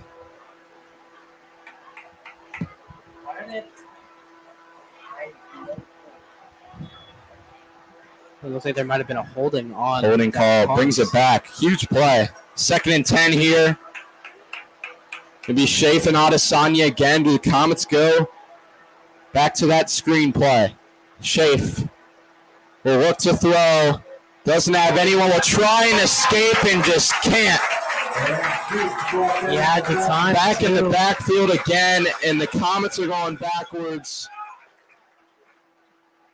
Trying to find answers. It's a 3rd and long. 1:20 left in their own end zone. You would think if they get this done, it'd be on the ESPYs. Absolutely. Speaking of ESPYs, May 12th, a little bit of an announcement. And Isaac, we talked about how the Comets have not had any deep shots tonight. It's 4th and 11. You got to take a shot to the sticks, it feels like. You got to throw it to the 6 at least. Either that or maybe You know the screens have been working a little This bit. is it. Schaaf looks to throw, has all the time in the world. He has finds Brandon Dunn, and this game will continue. What a throw. It was a curl route. Beautiful throw. Beautiful throw. Something we didn't see against Gahanna Lincoln that we think is capable of in Ashton Chaffe's repertoire. Plenty of time, 42 seconds left. It makes you wonder why we haven't seen any more of that. Ashton Schaaf can throw a football pretty well.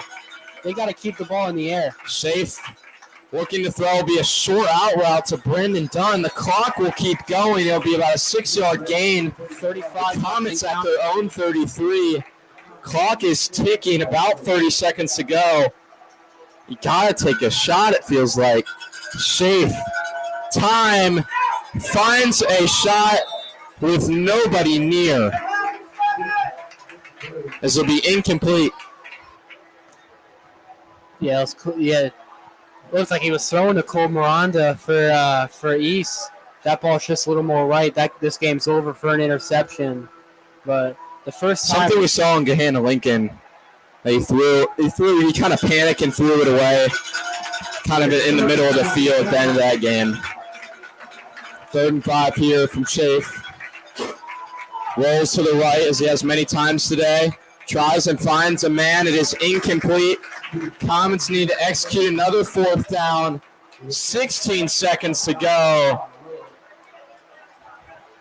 Dakota East starting to get those cameras out to wave goodbye to the Comets. 16.7 to go. Comets need a miracle here. 4th and 5. CJ Kastner, Brendan Dunn on the left. What do you got, Ashton Schaaf? Schaaf doesn't have time and is sacked. That will do it. Lakota East gets a stop. Their first win against Mason in the last 5 years comes in the second game in their first GMC matchup of 2024. You love to see the back and forth battle that we had tonight. It was not a disappointment of a game. Both teams look great in areas, and they had their bad spots in areas as well. The Comets just showed that they would not give up, but so many electric plays from Lakota East. They take their knee, as that's going to do it. Kidna throws the ball in the air. As from 1-9 last season to 1-1 this season. That is going to do it here from Lakota East. So a little bonus coverage tonight. Lakota East ends up getting a stop on defense and winning over Mason tonight, 20-13 in the conference opener for both teams. Let's head back. Our final game of the night is over at Winton Woods. Would you believe I told you Kings had the ball on the 1-yard line, 1st and goal, with maybe a chance to cut it to a 1-score game? Here's where they are currently. They're back on the 10-yard line. I believe it is 2nd and goal from there. Got to have a touchdown here with 5:35 to go. There you go, intercepted. Coming with the return, still on his feet. He's going to cross midfield. Flag on the play. Going to probably be a sideline warning against Coach Murphy.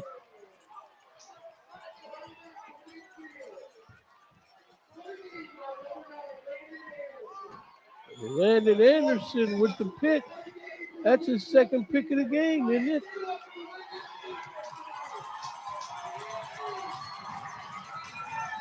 Looks like it was penalty on the sideline of Winton Woods.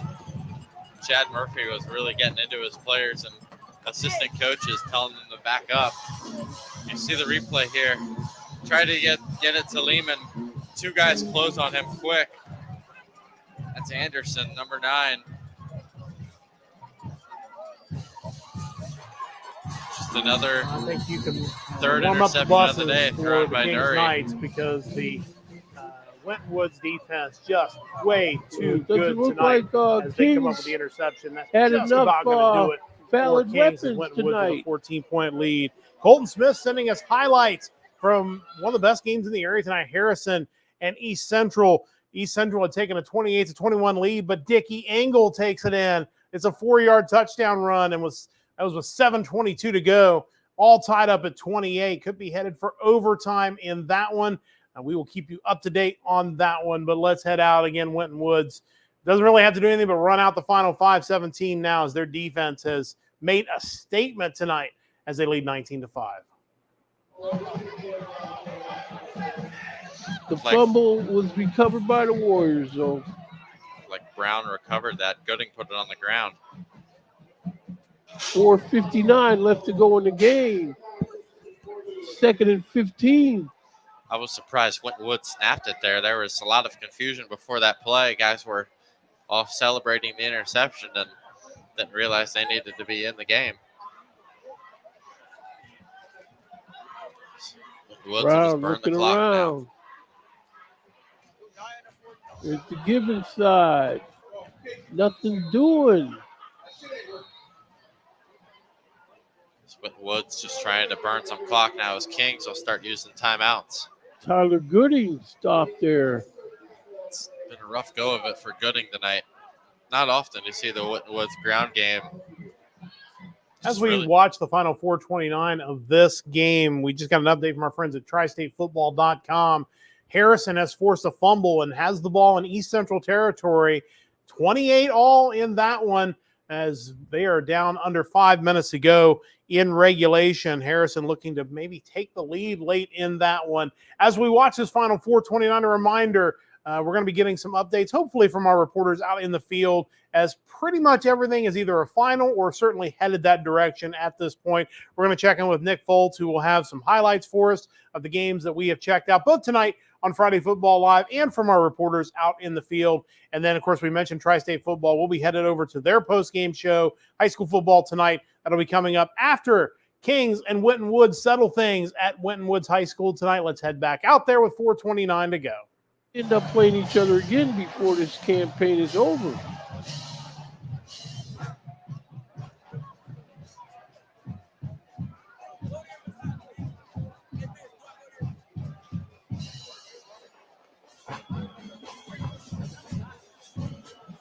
It's another stoppage here.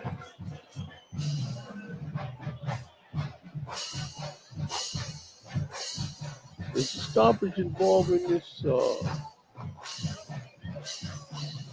drone.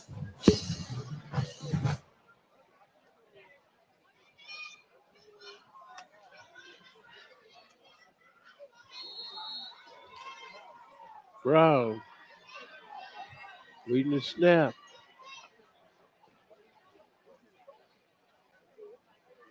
Kicks the man in motion, rolling. Ball's complete. Just make some yardage. So that tackle will be made. Clock moving, 4:15. If you're Kings, that's what you want. Getting them just running backwards.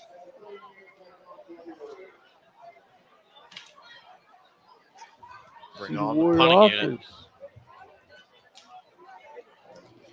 So again, Winton Woods looking to run out the clock here. I will tell you, LaSalle winners tonight, 27-6 over Northmont. And I just mentioned on the air just a moment ago the fumble that's given Harrison the ball, our own Colton Smith. He's got video evidence of said fumble. Let's check that out here in just a moment as we will head out once again to Harrison. As there you see right at the end of the play, the ball comes free. Harrison thinks they've got it, and they do. And that means Harrison has the ball late in the fourth quarter, all tied up at 28, a big contest against East Central. Meanwhile, back at Winton Woods, still 19-5, 3:34 to go. And now they looks get a like chance to run the clock down even formation further. coming up, or it looks like Winton Woods going to punt it away. And why wouldn't you? The way their defense has played. If I'm Kings, maybe I send all 11 here to try to block this. It's really the only shot you have at this point. This is a test you need in the early stages of the season. They've been tested in this game, especially since their offense really, we didn't have the exact stats, but it couldn't have been that impressive first half. I mean, a victory is a win.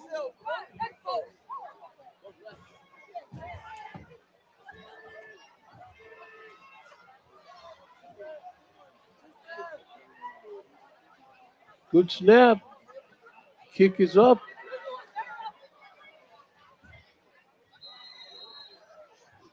Now Kings will get it, needing 2 scores. The clock just now stops. A few extra seconds bled off, but 2:47 left for Kings to get 14 points. Now they're going to have to put it in the air. Yeah, well, they see putting it in the air is just doing the Warriors a favor.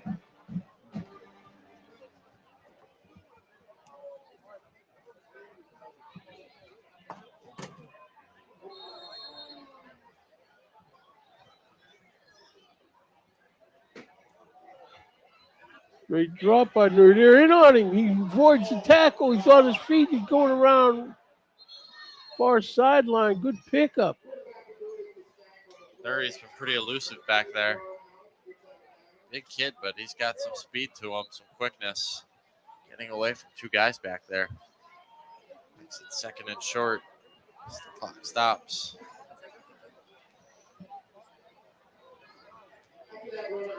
If you're Kings, you really need to chunk play quick. See if they can hit Lehman.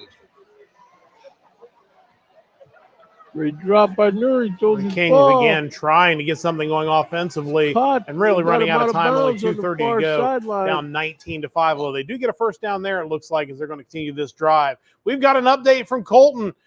He's got Harrison and East Central all tied up at 28. Let's head out there for this update. They are in the final minute at Harrison High School as we see the first down there. And it's going to be Dickie Engel again going high and deep to Josh Adelsberger. He's got it, 27 yards for the touchdown. The extra point is good. Harrison leads at 35-28 as we're down to the final 38 seconds to go. East Central going to need something pretty impressive, or it looks like Harrison going to come away with the win tonight. Colton Smith again coming through with the highlights. Meanwhile, Kings trying to make some headway here. They've got to get a touchdown very quickly and then probably recover an onside kick. But the Winton Woods defense really has been so good in the red zone. So we'll see if Kings can find some headway. Looking like that's another sack. Again, Winton Woods' defense, maybe one of the best defenses in the city of Cincinnati. Let's head out there and find the final 2:12 as Kings trying to get something going. Bunch of other Warriors. The defense is holding up their end. I mean, They've given the per Kings plays. Giving the Kings offensive line some trouble. Now it's 2nd and 25. Been in a lot of these positions today as Kings. Ball's incomplete. Yeah, they're going to get a roughing the passer there. They hit Nuri high a little bit after the throw. Down to 146 left in the affair.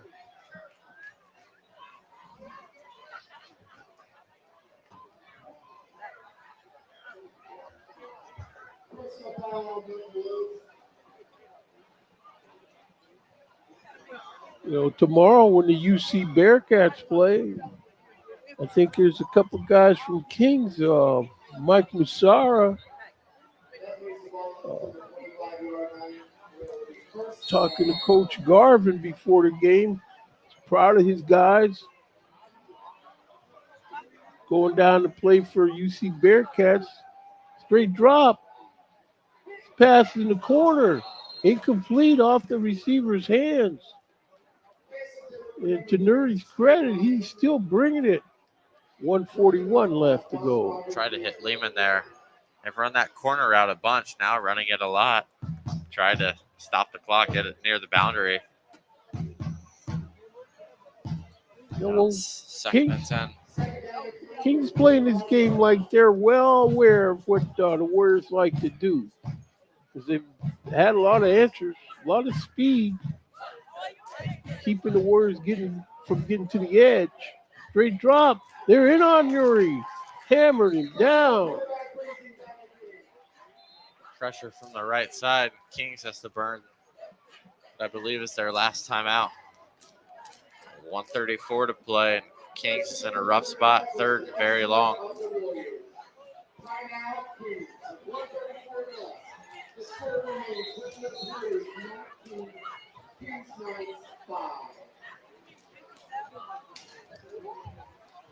Well, we do know that Anderson took care of business tonight. And so the Warriors, now that they looks like they've handled their business, next week, Waycross Community Media will be here, cover the Milford game.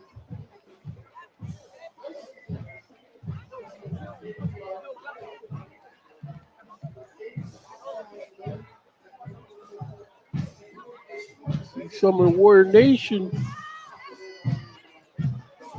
heading for the exits. Final Knowing that 94 since this seconds game left did at start Wynton an hour Woods. A late, reminder that, again, we've that got they're some gonna be highlights an hour coming late up in getting just where a they're moment. We going may to. have a final report or two from our reporters out in the field, and then we're going to be throwing it over to Tri-State Football's post-game show, their post-game wrap show. High school football tonight will be joining that in progress. Coming up once Wynton Woods defense finishes this off as they throw it to the end zone. It's incomplete, and again, time running out for the Knights as there's just 1:26 to go, and Wynton Woods leading Every time by Nuri 14. wants to go deep, he's looking for Lehman, and I mean, he's just blanketed every time. See him escaping there. Good job by Wynton Woods not hitting him late that time. Yeah, the Warriors all done a decent job of keeping the passion in check. So the officials didn't have a reason to throw some of this laundry on them.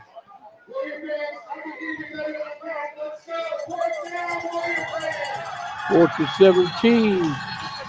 Nuri whistle. Chad Murphy called a timeout before the play. Justin Hill ran off the field right before the snap, and Regis Murray was trying to call timeout. The ref pulled out his book to make sure they had a timeout to take.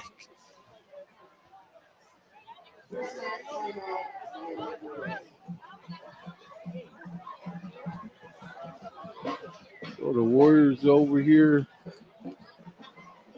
talking it over, what they're going to do on defense.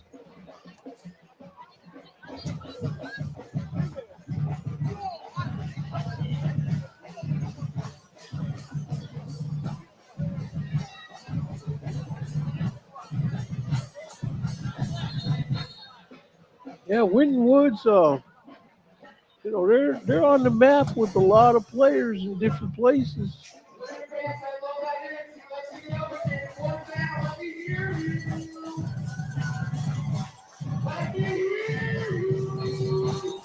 Fourth in the game for Kings. Trips to the right. Very straight drop, rolling to his right, looking to throw deep right. Passes incomplete.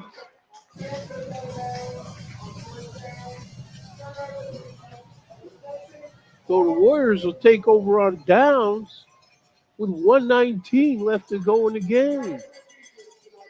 See, pocket collapse. He had a roll to his right. That's really been the story of the game for the offense. When Kings just decided to throw, just haven't had time back there for Nuri to set his feet. Well, looks like Kings didn't have quite enough on offense for the Warriors to have to think about.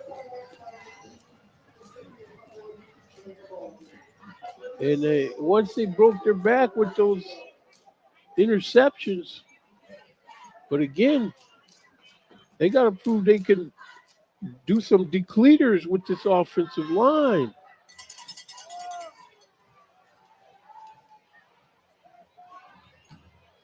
I mean, I guess they had a 100-yard rusher last week, but I don't think they had one tonight. Kings last week had over 600 total yards.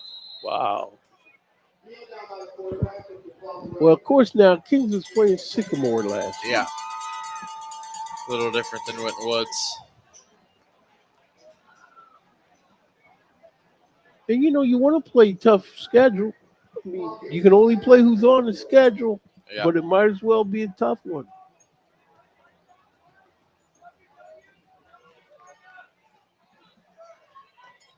But you say the Warriors got a couple of transfers in from Coleraine, huh? Two of them from Coleraine.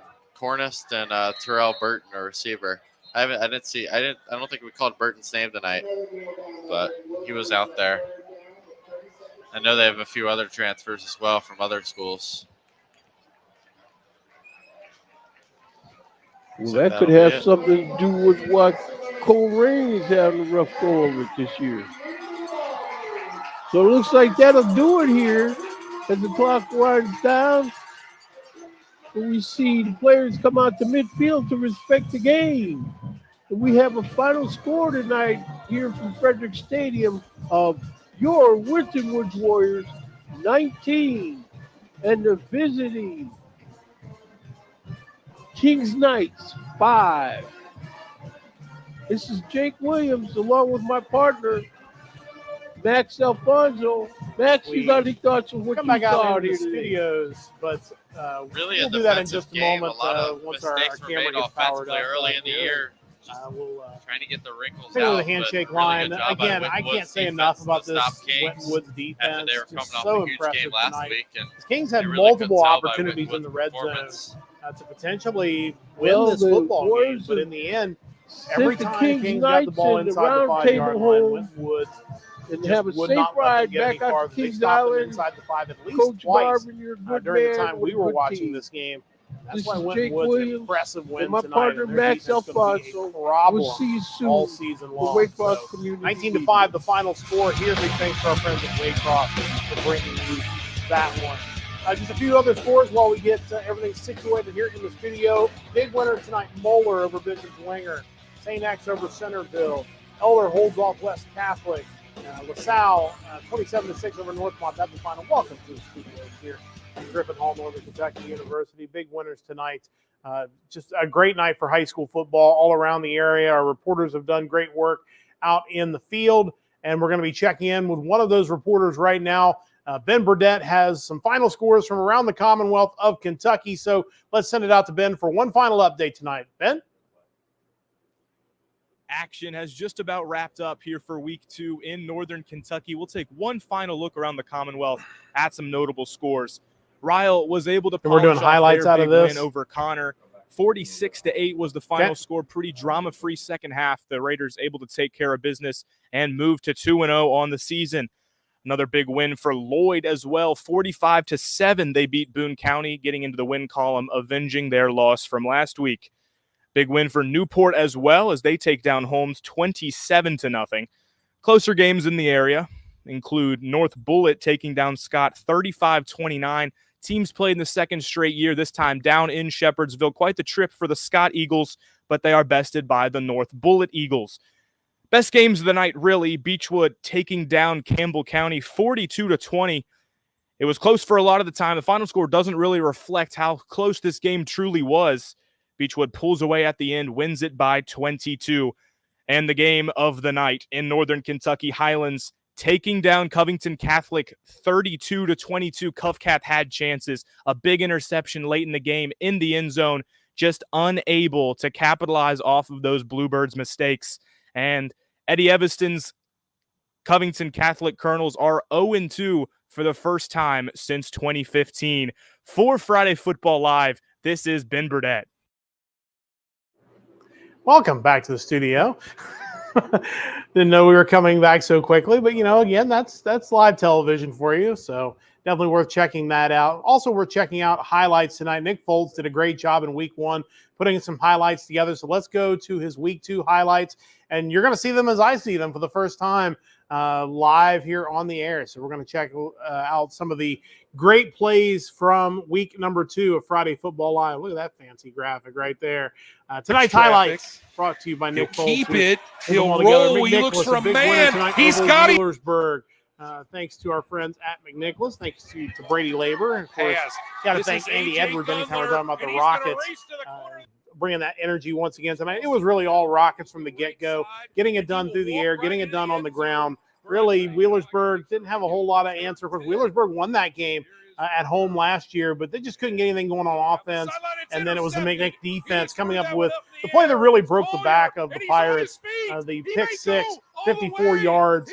That was right before the half. It made it 27-3 at the intermission, and really Wheelersburg didn't have any kind of resistance after that. And then a late touchdown as well into the end zone.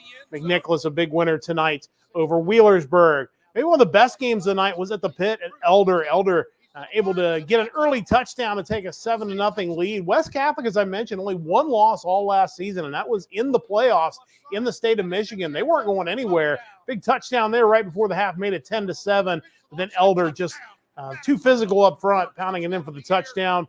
They take the 13-10 lead. It's 13-13 when Elder again getting it done in the red zone. They take it over the top for the touchdown, and Elder takes a 20-13 lead.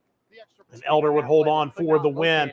We didn't get to see much of this game. You're going to get to see more of it now than we got to see live tonight on the air, and that's because Marymount was just too much for Norwood, getting it done on the ground, getting it done through the air. It was really one-way traffic tonight for the Warriors against Norwood. Here you see it's 41-0 in the third quarter, and they're just continuing to pile it on, getting some of the backup kids in there as well, which, of course, everybody on the sideline loves that. Get a chance to get some kids in there that make you better throughout the week. They get the touchdown. They get the big win tonight over Norwood. Lakota West, again, looking really good. They had that big win in week 1 over St. X. Tonight it's the Big Blue of Hamilton that comes in to take on the Firebirds, and really just too good. Too much variety in their offense. Here you see the screen pass that goes for the touchdown. It's 14-0. Still in the second quarter, and the quarterback going to call his own number, breaking a couple tackles, gets into the end zone for a touchdown. 21-0 Firebirds, and then right before the half, long field goal is good. Makes it 24-0 Lakota West. And again, the Big Blue just couldn't get anything going on offense, and Lakota West just seemingly doing whatever they wanted. This is a short pass that turns into a big gain. Caught at the 50-yard line and taking it all the way to the house as Lakota West 2-0. A big winner tonight. Another good one here, Beechwood and Campbell County. Campbell County got off to a great start in this one. And in fact, Campbell County, we won't get to see the play that was called back, but they had a chance to potentially tie this game up in the fourth quarter. There's a long touchdown pass for Beechwood. But you give Campbell County a lot of credit. They weren't really close in this game last year, but some big plays like this one right up the seam and to the house for the touchdown, and it allowed Campbell County to hang around in this game for quite a while.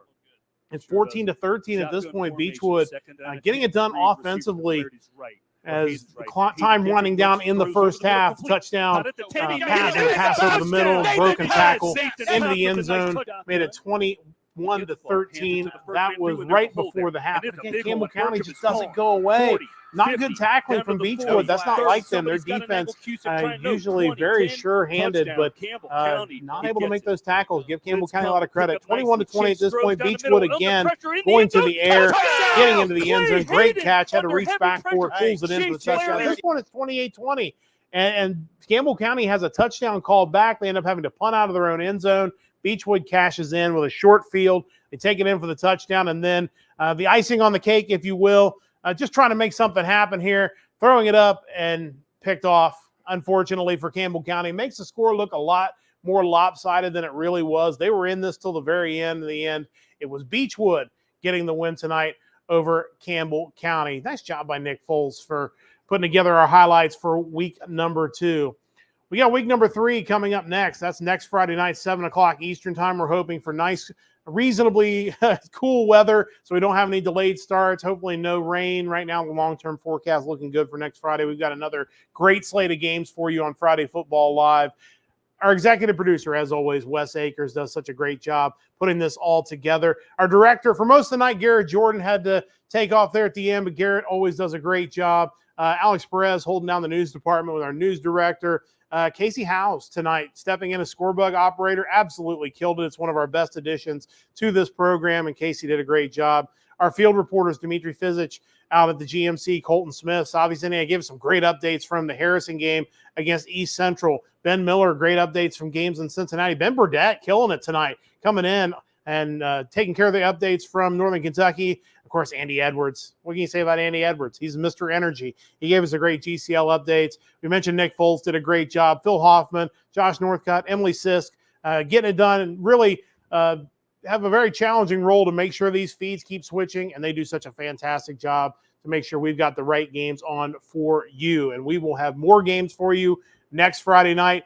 And as we wrap things up from the studios of Griffin Hall, Northern Kentucky University, we're going to be throwing it out to our friends at Tri-State Football for their high school football tonight. Joined in progress for the entire crew of Friday Football Live. I'm Matt Sexton saying so long. We'll see you next Friday night at 7 p.m. Eastern here on Friday Football Live. Now let's head over to high school football tonight.